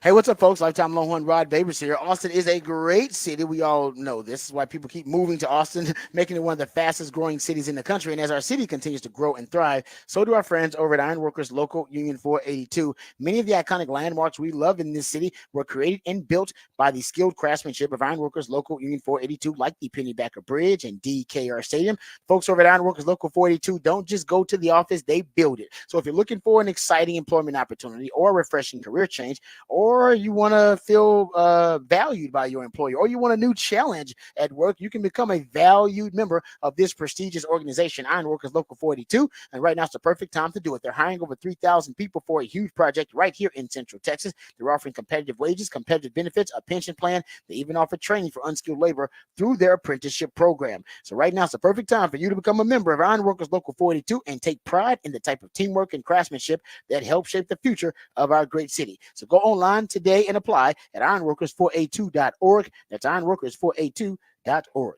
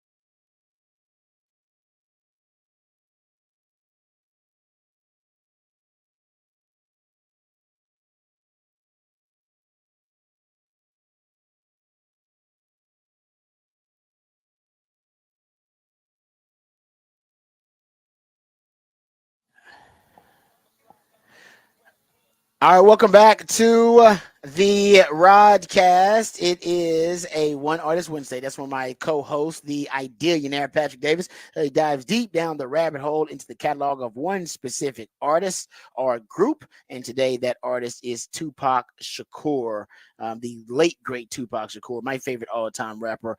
So playing some jams from Tupac. So appreciate Patrick hooking us up on a One Artist Wednesday. Also, speaking of artists, we'll hear from my man Nick Shuley here momentarily with Set List ATX right after we get to the Horn headlines. And then we'll get to some of the other topics, NFL news, notes, and nuggets, how Bijan is going to be weaponized this year. It's going to be a little different post Arthur Smith with that Zach Robinson system there with Raheem Morris there. We'll also get to why Aaron Rodgers is missing the first session of OTAs, mandatory OTAs. And there's some people saying he's going to miss the whole session. Like he's missing the whole week, not just one day. He's going to miss the whole week. I saw Diana Rossini pointed out. So I have no idea what Aaron Rodgers is doing that he believes is way more important than mandatory minicamp. But we'll see. Trust me, the media will find out. The media's look right now. TMZ gonna find out what Aaron Rodgers is doing. If it's out in public at all, maybe it's in some dark room somewhere. What did he have? What was it? What he did when he like went away for like 3 or 4 days? Retreats. The darkness. Maybe it's that. If it could be that, then nobody's gonna find out. But if it's a public event of any kind, wedding, I don't know, some type of speaking event, whatever. Yeah. Oh, the media will find out. We know it's not a family event because he doesn't care about his family. So, which is also kind of weird. No, you're right, because usually that's how you would excuse an absence from mandatory minicamp. You go, oh, I got a family thing, man. It's actually a family thing. If a death in the family or one of my family members is sick or something like that, or family obligations, definitely that's an excused absence from minicamp. The Jets are saying it is inexcused. This is an inexcused absence from training camp, which means whatever it is, whatever he told them, they decided, nope, not more important than football. Sorry, we can't excuse that one. So what is it? We want suggestions about this, guys. What is it then? What for Aaron Rodgers is more important than the first week of mandatory OTAs and minicamp that he told him, because we'll play the sound. Robert Saleh said, "Oh no, we've been in contact." He told us exactly. He says he was here. He showed up. Apparently, he came in and did the medical. Yeah, but he double booked. He double booked somehow. He double booked training camp and something else. It's like, what did you double book? Can you imagine though how good that feels if you ask Aaron Rodgers to do something and then it's like you're like, well, he's like, no, it's not. I can't move. And then you show up and you realize you're like, hey, you were on ESPN for missing this. Like you're on all the news channels for being here right now for missing camp. Yes. Like, yeah, I can move that around. Yeah, pretty much. Like that's what you're talking about. You're talking about, like we double booked and then decided, well, whatever, I can't break the obligation that he has that's not mandatory minicamp. So he decided to pass on the mandatory minicamp. I can't wait to find out what it is. It's gonna be awesome.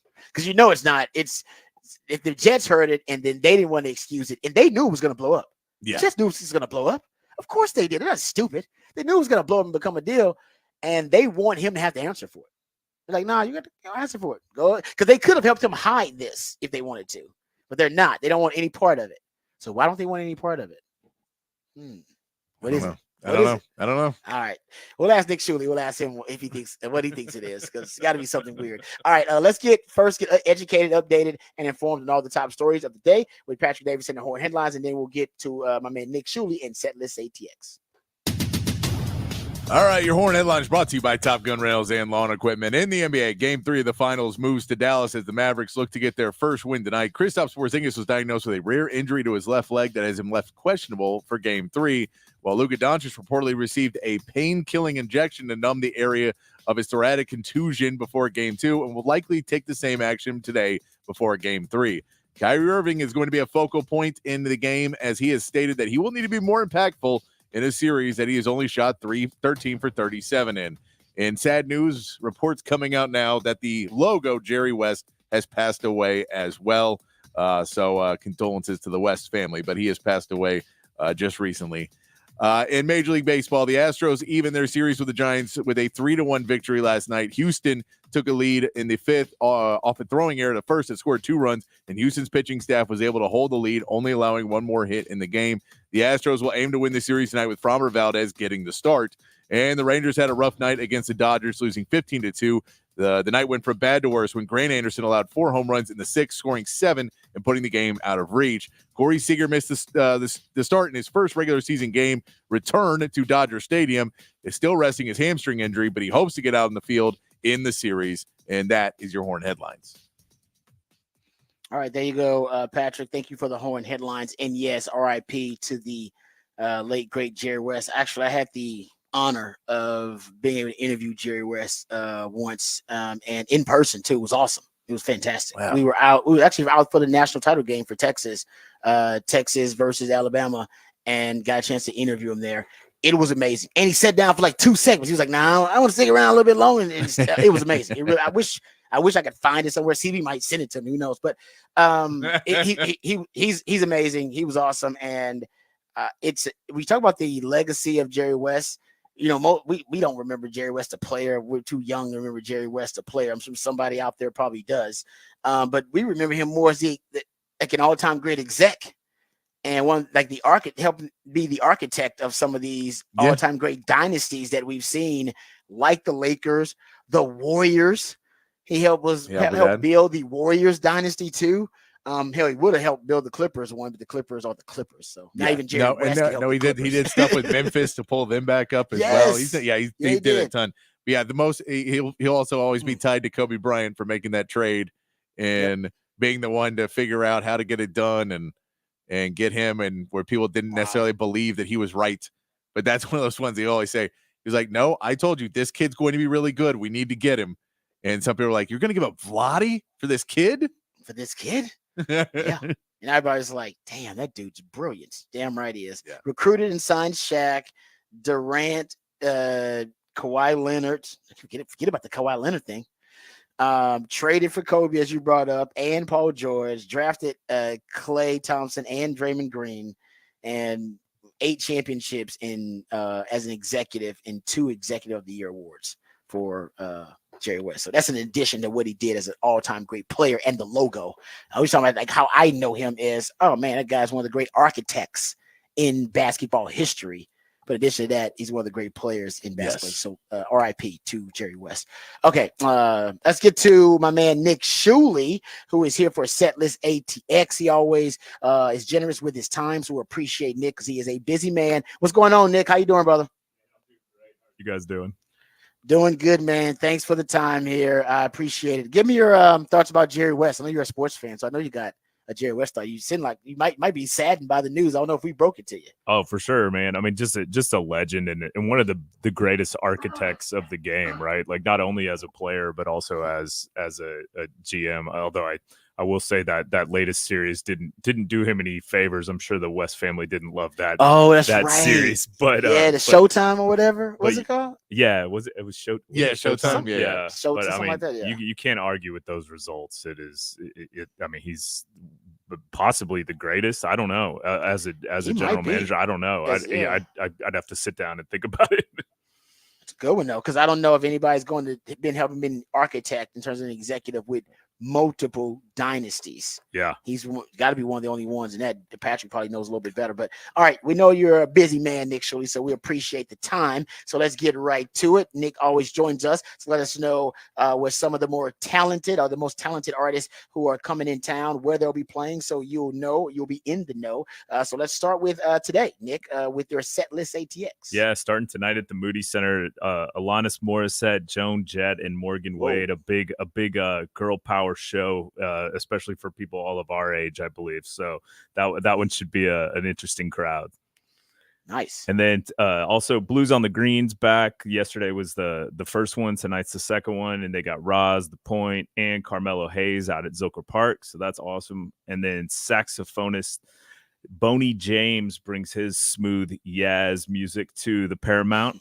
And then Murder by Death and J. Roddy Walston will be at Scoot-In. And now just to let everyone know, Murder by Death does not sound at all like their name. They're an awesome band. I love this band. They're described as indie folk gothic country. But it's really, really, really good. And then J. Roddy Walston opening. J. Roddy Walston is like old school rock and roll. He's fun to watch. So that's a cool show out there at Scoot. And then Aussie psych rockers Ocean Alley will be at Emo's. And then a band I really like, a buddy of mine kind of dragged me to see them in New York. They're called the Peachtree Rascals, will be at Antone's. And it's a mix of alternative jazz, funk, hip hop, and it's kind of like just a live, almost like live hip hop sound, and it's super cool. They're really fun to watch. And then top 40 alt rockers X Ambassadors will be at Mohawk tonight. And then tomorrow at the Moody Center, another big one. The Moody Center's got a ton of shows this week. Megan the Stallion will be at Moody Center, so that one's gonna be a crazy crowd and packed out. And then a Texas Longhorn alum, and I believe she lives in LA now, though, an Americana artist, Jess Williamson, will be at Antone's for 2 nights with another great band, Rattlesnake Milk. And that takes us into Friday with her second show. And then an artist I really like, Frank Turner and the Sleeping Souls, will be at Emo's. And then 2 big nights at the Moody Center for Noah Khan, he's become like the face of like folk music, but more I don't know, approachable folk music, I would say. There's a lot of kids like it. Okay. So he blew up on TikTok. So he's young. He's a young dude? Super young. He kind of got big during the pandemic. He had this song called Stick Season that really blew up, and he's since then. That's the first time I've heard of him. And like you said, playing the Moody Center, you're already big. Oh yeah. So if I haven't heard of you, then that means I don't know. And he's playing 2 nights, so you're 2 laps late on that one. No, but it's one of those things that blew up quickly. He's had a quick ascension. And then the Peterson brothers will be doing a really cool show at the Bullock Museum. It's called Music Under the Star, which is that Star of Texas over there. So that's a good one. Nice, I like that. And then Saturday's packed out. We have Camera Obscura, which is kind of indie pop at Scoot In. Mickey and the Motor Cars, which is the other 2 brothers from the Braun family who are in Reckless Kelly. They'll be at Green Hall. And then a big country show over at Whitewater, so you can float the river and pop in to go see Pecos and the Rooftops. And then one of my favorite artists of all time, he's been canceled a lot of times, so I get a lot of flack for that, but it just musically is phenomenal. Ryan Adams will be at ACL Live. Do I want to know why he's been canceled? Probably so don't. Much? He's got a laundry list, but man, and I've seen he had an episode of Austin City Limits I went to see where he had like a full meltdown and started yelling at his band. And like basically kicked him off stage, and then sat on the stage. This is in the old studio. Started smoking a cigarette in this small little enclosed space, and just crossed his legs and sat there and kind of looked at everyone. And it was like the most uncomfortable but most amazing moment where I'm like, I remember thinking, man, this is so weird, but I'm so glad I'm here. And then he finally brought the band back out, and then was like, he just looks at everyone and goes, yeah, it's a little weird when mom and dad are fighting, huh? And then he just went right back into his set, man. So he's nice. I like that. He's fun to watch. But anyways, that's good. And then 90s hit makers Sister Hazel will be at the Hot Spot in Cedar Park. And then this is one of my favorite hip hop groups of all time, legendary, will be at Stubbs, the Locks, which feature a lot of people know Jadakiss, Styles P, Chic Luke. So it's this one's a big one. It was like one of the first. I didn't know they still were together. They weren't. They all did solo stuff, and now they're kind of back together. So it's a big deal. This was like Royale Ivy and I, when we lived together, we bumped a lot of Locks and Jada and Styles. So it was I have a special love for this band. Like that. Yeah, and then it gets a little lighter after that. So Sunday, a huge Mexican pop group, Matisse, will be at Emo's. And then Monday, you've got the classic Blue Monday at Antone's with Soul Man Sam. And then Tuesday, a really good artist. I would describe it more as like pop. He was from New York, but kind of lives in Houston now. And his name's David, but it's spelled D4VD. So that will be over at Emo's on Tuesday. And that wraps it up. Nice. No, I appreciate that, Nick. You can always sound really cool if you just listen to Setlist ATX. Right. You'll sound like really cool. I do have a question for you, because we talked about this before, but I thought you might have better intel or have a better idea. We're talking about the SEC celebration for Texas on June 30th and the yet to be announced global superstar. Man, I've been trying to guess. I've been trying to squeeze it out of the people I know. I think Rod and I know a lot of the same people, and I haven't gotten it yet, but I don't know. What's your guess? So we didn't wait. So me and Rod have now narrowed it down to 2 people we don't want it to be. Yeah. we think it's either Pitbull or Nelly. That was gonna be my first thought. Because anytime people say worldwide superstar, he's Mr. Worldwide, Mr. 305. Exactly. So we're like, it's somebody like that. We're like, all right, that's not Oh really. man, it's totally gonna be Pitbull, isn't it? Yeah, see? But he said also Rod said Nelly, and I was like, that's it. That could be two. Well, and they had Nelly a couple years ago, and it and did he just really did well. the Big 12 thing. Like he just seems like a guy that they'd be like, he's a star. We'll get him. Yeah, global global superstar. Yeah, actually, and Nelly's born in Austin, so I he think was so. born in Austin. Yeah, Yeah, so no, he is global. He performs like in the Middle East all the time. Global's like, a very loose, loose adjective to describe that. This is what I was trying to figure out. I was trying to figure out what artists were playing within a radius clause where they couldn't announce it yet. Yeah, that's fair. And then I was trying to figure out, and I can't find anybody that fits really well of who that would be, because we're like, maybe it's Megan Thee Stallion because she's playing it at Moody Center, so she can't do it. If they announce it Saturday, it'll be Megan Thee Stallion. But I also don't think that actually makes sense. The radius clause theory checks out because, because otherwise they just announce it right now. Or maybe it's not booked yet, and they're just like, hey, we got to get somebody from like England because that's global. Look, we've got Pitbull on a non-guaranteed contract. We gotta find someone better than Pitbull, or we say Pitbull, no one's showing up. Well, technically, if they just say global star, they still could go with somebody who's kind of local and regional, but has some type of global influence. So maybe they could do it without knowing who it is. But I think your theory's right, though, Patrick. I think they know, but there's some clause or something why they can't say it. So otherwise, Nick's right. They would just say it. But Megan Thee Stallion wouldn't be family friendly, so it couldn't be that. It doesn't make it seem like it would be that. So Nelly checks out, Pitbull checks out. I'm trying to think who else is like. Megan Thee Stallion's gonna be her show is way too sexual. Yeah, it's way too much. That wouldn't go over real well. Too much twerking. That's why it's like I have to look at who's playing in San Antonio, who's playing in Austin, who's playing maybe Houston, Dallas, maybe still in that contractual range. I just started thinking about families watching Megan Thee Stallion at the celebration at Megan Thee Stallion. I love that idea. All the dads got glasses on, just sitting there. Yeah, just falling asleep, honey. I'd leave, but we have to stay. The kids want to stay. The kids want to see this, baby. This is their one chance to celebrate the SEC. Look, I'll tell you what. If you want to go, I'll get an Uber home. I'll watch the kids. I'll stay with the kids, baby. You can have a relaxing evening on your own. Come on, enjoy yourself. You deserve it. All right, Nick, thank you for the time, brother. We know you got stuff to do, brother. We appreciate you. Appreciate y'all. Thanks, guys. All right, that is Nick Shuley, the Nick Shuley with Setlist ATX. We appreciate it. Yeah, I like your theory though, Patrick. I think it's somebody that is performing in the state somewhere close, and they can't say who it is yet. But it's somebody like that, and it definitely is not making the stat. If it is, I'd be shocked. I would too. It's just when I was trying to find people that playing the Moody Center that would make sense. And yeah, you're right about that. You had somebody else too that you threw out there that was like touring. There's a couple other names that are around that, but I can't remember who. But I'm just interested because we're getting closer now. We're getting there. Oh yeah, no, and they haven't announced it. We're gonna be surprised a week of. Like some with you, I'm like, what are they waiting on? I think you're right. It's something contractual is why they can't do it. They know what they're doing. All right, so we'll come back. We'll get into some NFL discussion. I want to play that sound from Robert Saleh, and we'll discuss what is so pressing, what is so important to Aaron Rodgers, but not deemed as an excusable, an excuse absent, if you will, an excuse absence from OTAs for the Jets. We'll talk about that. We'll also get into Bijan Robinson, Raheem Morris now on the record for how they're going to weaponize Bijan Robinson next year. We'll play that audio, and fantasy football nerds out there are really excited. All that and more right here on the Rodcast featuring Patrick Davis on Lifetime Longhorn. Rod Davis coming back on the Horn.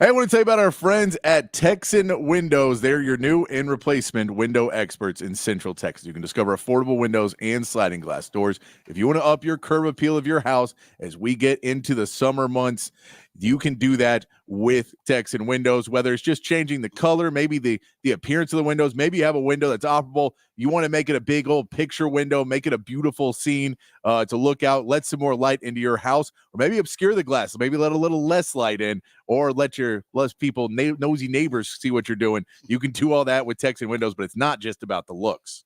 Yeah, also I got some nosy neighbors too, so that does matter when you're talking about getting brand new windows from Texan Windows. But also, I'm about saving money. I'm a baller on the budget, so the more money I can save, the better. I got a brand new kid at home, and they are expensive, so I'm trying to save money, and you can do that with energy efficient windows from Texan Windows. Their replacement windows can help with energy efficiency, and that will save you money on your annual energy bills. All their windows come with argon-filled double pane low E glass. As a fancy way of saying it'll keep your house really cool and insulated during those hot Texas summer days, which are fast approaching. We're talking about triple digits. Also keep your house warm during those winter months as well. So in addition to the money you'll save, and that should be the number one reason you should be reaching out to our friends at Texan Windows to get new windows, but also the safety element as well, because old windows can be really tough to childproof those windows. I got an 8-month-old in the house right now, and those older windows not up to date with all the latest safety protocols, but Texan Windows can help you out with that. Also, you want to safeguard your home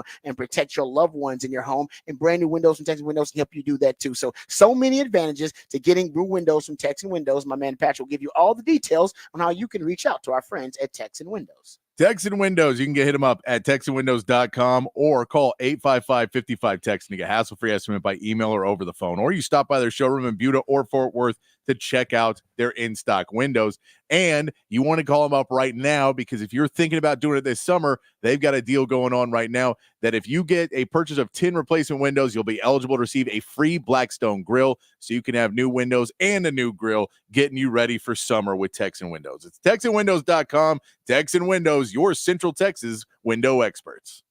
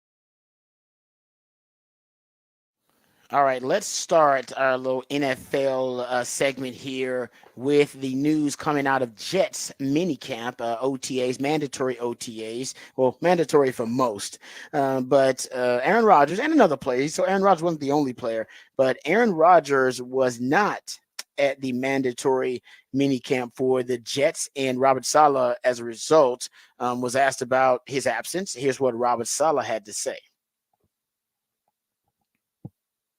Is Hassan Reddick attending minicamp? No, so we've got 2 inexcused absences. One obviously being Hassan. Spoke to him over the weekend. Appreciate the dialogue. He's in a really good place mentally, working his tail off like we already know, and but he's choosing to sit out this one inexcused. The second one is Aaron. Aaron and I spoke before OTA started. He's been very good in communication. He's been here the entire time. It's inexcused, but he had an event that was very important to him, which he communicated. Both are inexcused. Both inexcused. Yes. So are they getting fined? They're both subject to the CBA fine schedule. So I guess technically, if it is excused, you don't have to pay the fine, or you're not subject to the penalties of the CBA for missing minicamp. If it is inexcused, then you got to pay the fine. You're still out. We get it, and they're still communicating. It's not like he didn't show up and didn't tell anybody what was going on. Still communicated with, but the team decides, you know what, that's excused, so you don't have. We'll waive all the penalties and the fees. But it's inexcused. Sorry, you got to pay for that one. Okay, so that makes sense in terms of the definition of excused and inexcused. Now the question is, because excuse, like we've talked about this, Patrick, it seems like if it was a family obligation of some kind, someone sick, had to, someone died, any type of family issue, I think that would get you excused most of the time. I'm not, obviously he's not married, but you say you had a kid that was, about to be born or something like that. I think that would get you excused. So it's I don't know if it's family and a family obligation. Seems like it's something else outside of that. And if it's not a family obligation, then it's something personal to him. And if it's something personal to him, that means they have deemed it, whatever he told them. Oh, sorry, Aaron Rodgers, that's not more important than football to us. We know for you it might be more important, but for us, that's not more important than football. So we're not going to excuse that, because they could have excused it.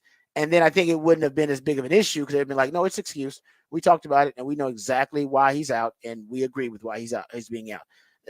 It seems like this is their way of not agreeing with the reason that he's out, and now making him pay the fine. And now he's got to answer to the media why. He probably won't tell them, but TMZ will find out why. Somebody will find out what you were doing that was more important than minicamp. Well, not that it's our business, but they're going to find out anyway. Well, and we know Aaron Rodgers is a guy who's not going to say anything. He's going to keep it as hidden as he can for 2-3 weeks, and then he'll lead it out in a place where he feels comfortable.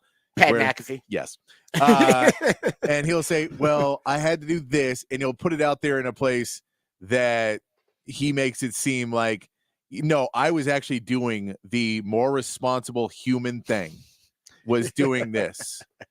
Whatever that is, that's what he's going to, that's normally his thing is, this is actually the more responsible human thing that I'm doing. I'm trying to be a member of society in a positive way. And whatever that is, it'll be. So it could be something as simple as it's a wedding of a friend, or something that he just says, no, I promised that I would be at this thing, and I'm going to be there. And I don't care about the fines, because it's, you're paying me what, 50, 60, $70 million this year, something like that. And the fines are going to be 45,000. So yeah, he doesn't care about the fines. And so he's like, I don't care about that. I didn't want to go to the camp anyway. So this makes it an easy excuse for me to say. And then I get to try and get on my high horse of the reason why I did it. And it'll start and then also don't call me, FaceTime me, because the way my internet and cell phone service works in my house. I remember that. When that was the one that was the excuse that he used with the Packers GM. Yes. Was that basically he knows there's a certain way to communicate with me. And he couldn't get the text or something? It was either a text or a phone call. You had to FaceTime with him? Is that what he said? He had to be on Wi-Fi, I think, and it wasn't the cell phone. I don't know. It was. It was like, that's why him and Brian Gutekunst couldn't communicate. And he knows that. He knows that. It's like, come on, man. It's like, that's your boss. Call your damn boss and tell him what's going on. Like, hey, man, I'm sorry, I'm not going to be showing up, or I am deciding that I'm parting ways with you guys, whatever. he was like ghosting his boss, which is as hey, you know what? Who else did? Kawhi Leonard used to do that a lot. Ghost his boss. Don't ghost your boss, people. Ghost somebody. Don't ghost your boss. Not good. But Diana Rossini is claiming, and I thought this was going to be like a 1-day thing.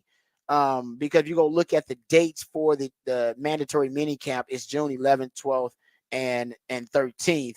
So yesterday, today, and then tomorrow, Diana Rossini's claiming he's going to miss the whole session. Yeah, I think it's only 2 days though, right? It may be 3. It's 3. It's 3 days. days. Okay. So he's going to miss all 3 days. I thought he was going to miss like a day. So my thing was, if it's a wedding, you just miss a day. You had to go to the rehearsal dinner and everything, and then you had to go to the after party. I mean, you could just, if it's just like, what is it that's 3 days of obligations? That's the question. Are we talking about an ayahuasca trip to South America or something? Yeah. Like what? They're taking you 3 days. Why is it 3 days? 1 day, I get it. Had to go see grandma. You know, something going on, had a family obligation, had to be there for the family, had to be there for the wedding. You know, if he said I had to be there for my family wedding, because me and my family have had some, we've had some tension. Yes. Yeah. And we've had some tension, and we've been, there have been times we've been distant from each other, but I felt I had to be there. I felt it was more important. People would go, actually, we know y'all history, and you probably should have been there. It's good for you. Y'all need to catch up. That's probably good for your, just for your overall well-being and mental health. But 3 days? Y'all hang out for 3 days, 3 days, family reunion, 3 days. You can just go show up for a couple of hours. Or whatever. So my thing is, what is 3 days worth of it if you're missing the entire session of mandatory? And I think part of this too is he, like we don't know how medically cleared he is right now. That could be it. That's a good point. So there may be part in his head where he's like, well, I can't play, so why do I need to be there? Which should tell you the type of leader he is, because. And look, we don't know. Again, I don't want to say he's not leading them, because there could be a reasonable, logical solution of why he's not there, and I don't know what it is. So I maybe that is, but if he's not doing it because he can't play and doesn't feel he's not useful if he can't play, that's silly. You should still be there and working with your team and making sure they know what they're doing and getting closer to those guys and building a bond. And he was there for the OTAs. I'll give him that. He was there for the OTAs, because that was one of the big stories. Like, no, he's actually hanging out with the players for the OTAs. Just, I guess he had something double. He literally was double booked for mandatory minicamp. He had another obligation booked. And it's like, so what was it that was more important than the mandatory minicamp? We'll find out. You have to watch Pat McAfee, I'm sure. You're exactly right. Pat McAfee, he'll have it on a headline too. We'll find out why Aaron Rodgers missed minicamp in hour 2 of Pat McAfee show. You know what I mean? Here's the quote that is going to get Aaron Rodgers in trouble. He's going to come back to Harlem. Remember he had remember that was the Jimmy Kimmel beef going on between him, Aaron Rodgers, and Jimmy Kimmel. Do you remember this briefly about something he said on the Pat McAfee show? Yeah, where Jimmy Kimmel was going off on him about the vaccines. And then Aaron Rodgers was like, yeah, and he's a pedophile. And you're like, whoa. He basically hinted that he'd been hanging out with Jeffrey Epstein, and remember they thought it was gonna be a Jeffrey Epstein dossier released, and it's like his name was gonna be in it. It was like, whoa, bro, that's a hell of an accusation to make, man. Hell of a leak. One of these is politics, the other is a crime. we tone it down just a little bit. But at that time when he was being asked about that subject, of course, Aaron didn't want to talk about it. So he went on this mini rant, and this mini rant is about to come back to haunt him. Because this was what he said. This is the quote from the rant when he was asked about, hey, can we ask you about that Jimmy Kimmel thing and everything? He's like, because he didn't want to talk about it. He's like, I don't want to talk about it. This is what he said. Anything that doesn't have to do with winning needs to be assessed. So anything in this building that we're doing individually or collectively that has nothing to do with real winning needs to be assessed. It's not a half the time thing. It's not a sometimes thing. It's not a most of the time thing. It's an every time thing. If you want to be a winning organization and put yourself in position to win championships and be competitive, everything you do matters. And the bull blank that has nothing to do with winning needs to get out of the building. So that'll be the focus moving forward. And he was based, I think that was the bull blank. So I do think so. I think I figured out what he means by that. He means when I'm in the building, we're going to focus on football. Don't ask me anything about football. The minute I leave, I get to pick what I say. But indoors, in this building, don't ask me questions I don't want to be answering. In this facility. And for everyone else, I want you to live up to a standard that I refuse to live up to myself. But he just doesn't do himself any favors at all. No, and I get if it's a personal thing, you don't want to tell people, you shouldn't have to. But it's boy who cried wolf stuff of no one believes you're doing something that's really important because you have a history of just deciding to do whatever the hell you want to do. That's in a nutshell. That's it. That's a great way of ending it. That's in a nutshell. That's why. So I wonder what the reason is going to be. And I hope we all feel like silly. Yeah. And like, actually, that's something that's way more important than football. Good for him. I hope we all have that reaction. I don't know if we will, though, when we find out what it is. I don't know if we'll go, good for him. That's way more important than football. Aaron Rodgers he's setting a great example. Yeah. I don't know if we'll say that. I hope we do, though. I hope he makes us all look silly. I don't know if it's like, what could it, one day, damn near anything is acceptable. What's 3 days? What obligation do you have for 3 days that you can just take a private jet there and get right back? 3 days. 3 days. Yeah, I don't know. That's what I'm saying. It's like something's up with that. If Diana Rossini's report is right. Okay, let's get to this Bijan Robinson story here. Because Bijan Robinson, a lot of the talk last year was that Bijan Robinson was underutilized, misused as a player, and I'm not disagreeing with that at all. I was a little surprised to find out how productive he was. I mean, and fantasy guys will tell you, fantasy football nerds and fantasy football specialists, they'll tell you that the reason that Bijan Robinson was spectacular was in spite of Arthur Smith last year. He had 976 rushing yards, gained at least 4.6 yards per rush. He had 4 rushing touchdowns. He caught 58 passes for 487 yards and had 4 receiving touchdowns as well. But if you go look at some of the more deep dive analytical stats about Bijan Robinson, in the red zone, he was underutilized in the red zone. That was a big part of the complaints from from really fantasy football fans out there. You go look at his red zone, carries inside the 10-yard line. He got 12 carries inside the 10. Cordero Patterson got 5. So the people were saying, man, Bijan Robinson should be more of a weapon, especially in the red zone, but they need to utilize him more. Well, Raheem Morris is taking over as the head coach there now, and Zach Robinson is the offensive coordinator from that Sean McVay tree, and they are not going to hide any of the fact or try to be discreet in their belief that they are going to get Bijan Robinson the ball early and often in as many ways as possible. We saw last year in his rookie season, Bijan line up all over the field, line up wide, and he has said that he expects to be more of a running back who does other things this year, and I think Zach has concurred with that. How, when you have a guy who can be that dynamic and do that many things, how difficult a decision is it to maybe more fine-tune his role this year? In the simplest form as you can possibly make it is get the ball to Bijan as much as you can in as many ideal situations that you possibly can. For him, he's so talented. You don't want to limit the things that he can do, but you also don't want to water it down so much that he's not doing anything that he can do great, right? When you get the ball in his hand, he makes people miss. He gets extra yards. He's able to fight for extra yards. He breaks tackles. He's fast. He's explosive. He's strong. He can do so many things. You can get overwhelmed sometime, maybe as a play caller or even as a designer. But for him, I really think he enjoys the whole process. I think he compared himself to that Christian McCaffrey role. And if we can get anywhere near the great player that Christian McCaffrey is, I think we'll all be pretty excited. Did that make you nervous at all to hear him say that? No, I'm never going to take away a guy's confidence. It's something about that youthful arrogance, man, that just excites me. So I absolutely love that. Bijan Robinson, also one of the few running backs, and we know this as Longhorn fans, to play in all 17 games. You usually don't see running backs make it through, play in all 17 games. It is such a brutal position. We start talking about the wear and tear and the burden of playing running back. Played in all 17 games. We know how durable he is. I mean, I still think about that play in versus Texas Tech where essentially Bijan Robinson, basically it collapses onto his own neck, like the weight of his body collapses. Yeah, where he did the the yoga pose. Yeah, it looked like he broke his neck. I mean, it did. I mean, basically the way he had gotten hit and the way he landed, his head was on the ground and basically the lower half of the lower body was in the air and all his weight was on his neck. Like when I saw it, I thought to myself, man, this is something that's going to be really, really bad. And I thought they're going to have a stretcher out here. They're going to have to, wheel him into the locker room.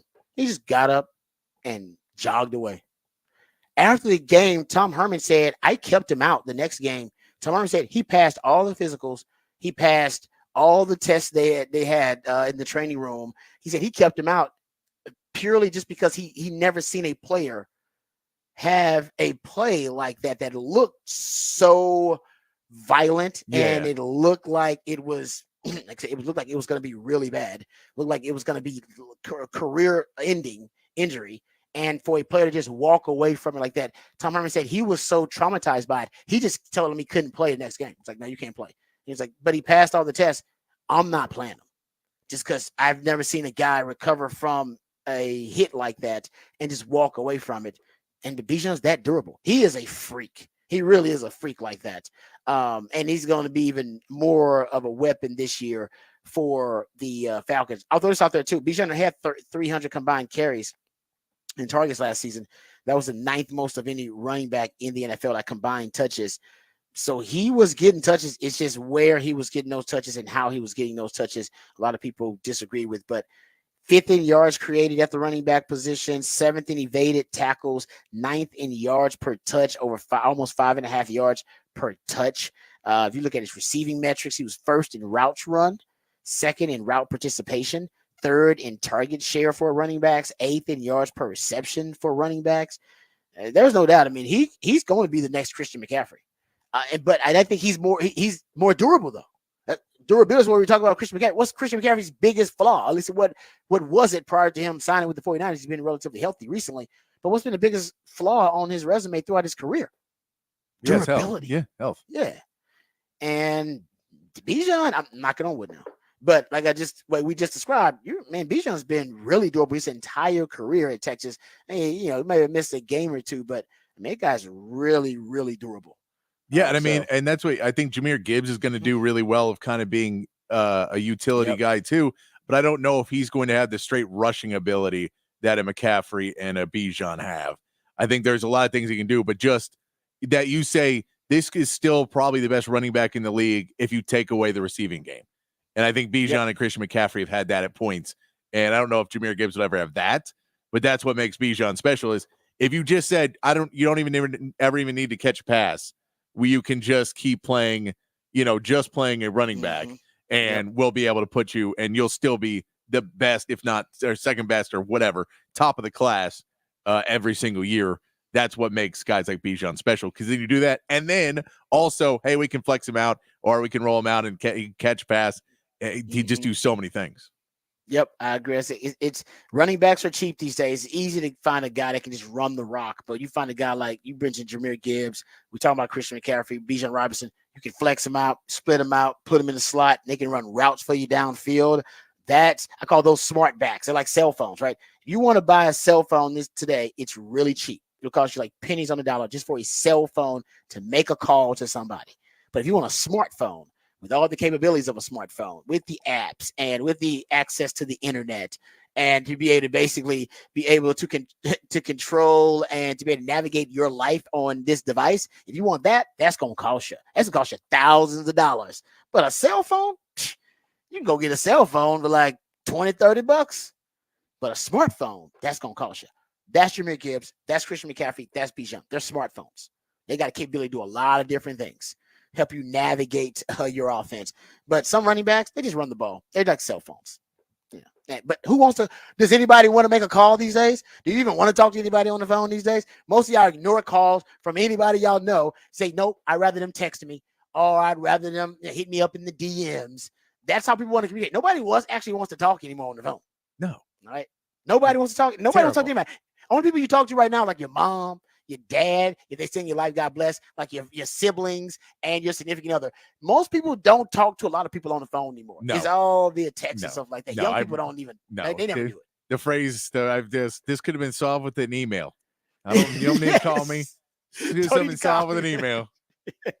I agree. Like too many people want to get on Zoom calls. They're like, no, that could have been an email, a long one, but still, I'd rather email. Email it to me. All right, we come back. We'll wrap it up. Put in the oven. We'll play Who Said That. That's when Patrick plays pieces of audio from the sports world, from beyond, based on the context clues, based on the familiarity of the voice. You're supposed to be identified. Who said that? We'll play it when we come back right here on the Rodcast, featuring Patrick Davis. I'm Lifetime Longhorn Rod Davis coming back on the Horn.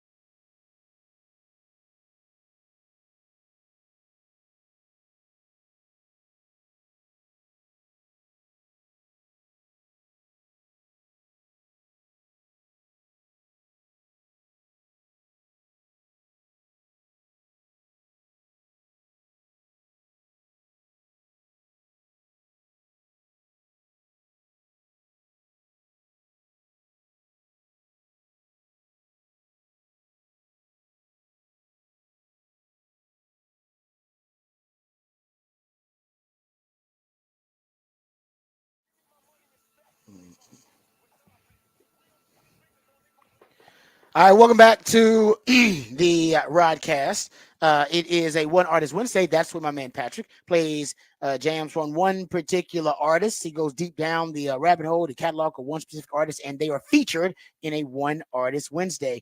All right, before we get to Who Said That, and the one artist, by the way, is Tupac, in case you can't hear it, and give my man Patrick some credit because it's hard to find PG-13 on-air friendly versions of any Tupac song. So thanks to my man. Found some censored versions. They're not. There you go. They're not as clean Even the as censored version. Sometimes it come a little too close. Some of them they words. do. Like, yeah, they do. You have to listen to them and be like, "What words are you censoring?"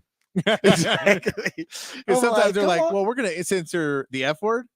That's about it. I know, and sometimes I know they'll be like it's censored, but they'll leave in the N word. I'm like, guys, that is the of all the words. Well, that is the one that. No, but you can usually tell when it was censored. Because if it was censored in like 96, they leave in the N-word. If it was censored in like 2012, they take it out. Well, good. You know, I'm glad we're enlightened now. I'm just saying, you can tell because certain tracks you're like, when was this? And you're like, oh, this is the radio edit from 94. So yeah, they don't care at that point. And then now, not that it was right, but it's looking at how times change. No, we're more changed. sensitive to exactly to language. Like I said, thank God, thank the Lord.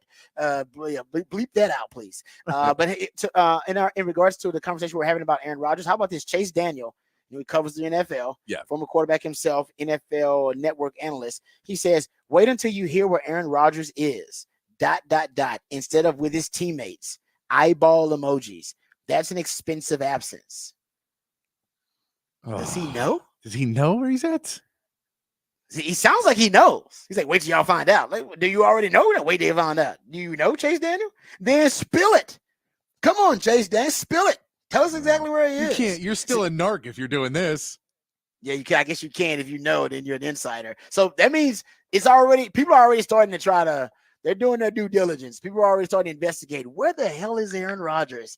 Oh, TMZ's gonna find you, Aaron Rodgers. They're gonna find you. All right. All right, we'll get back to that story tomorrow. I'm sure there'll be other updates up about it. All right, let's get to Who Said That. That's when Patrick plays pieces of audio based on the audio that is played, or the familiarity of the voice, or the context clues you gather. You're supposed to be able to identify who said that. Yeah, I was in Dubai. Literally, I was going from Dubai to the Maldives, and I was sitting in a hotel room, and so it was. How many hours later? It was dinner time. I guess it was morning here. And as soon as I landed at JFK, he told me, let me know when you're stateside. I called him. I said, I'll get on a plane to Pittsburgh right now and come interview. I flew here the next day. So you cut your vacation short? No, I did not. I mean, my wife would have. I mean, you kind of go in a submarine. You're working at such a pace, whether it's coordinator, and certainly those years in Atlanta before we made another big life decision. And again, I was lucky to have options and interest. I did not, so I didn't want to get divorced. Smart man. Don't cut the vacation short. That's Arthur Smith, the new offensive coordinator for the Pittsburgh Steelers, saying he was on vacation when he got the call from Mike Tomlin. Did not cut the vacation short because, trust me, coaches' wives, they don't get a lot of vacations. So when they get one, I'm not working right now, and I'm going to be when I get back. Exactly. So yeah, you better enjoy it while you can. So there you go, Arthur Smith there for Who Said That. Thank you, Patrick, for all you do, brother. You are the real MVP, and I mean it when I say it. Thanks to all you guys for listening. Remember, the revolution will not be televised. We'll be talking about it right here on the Rodcast. We love you guys. We mean that. Take care of yourselves, but more importantly, take care of each other. Until tomorrow, same time, same channel. Peace and hook 'em.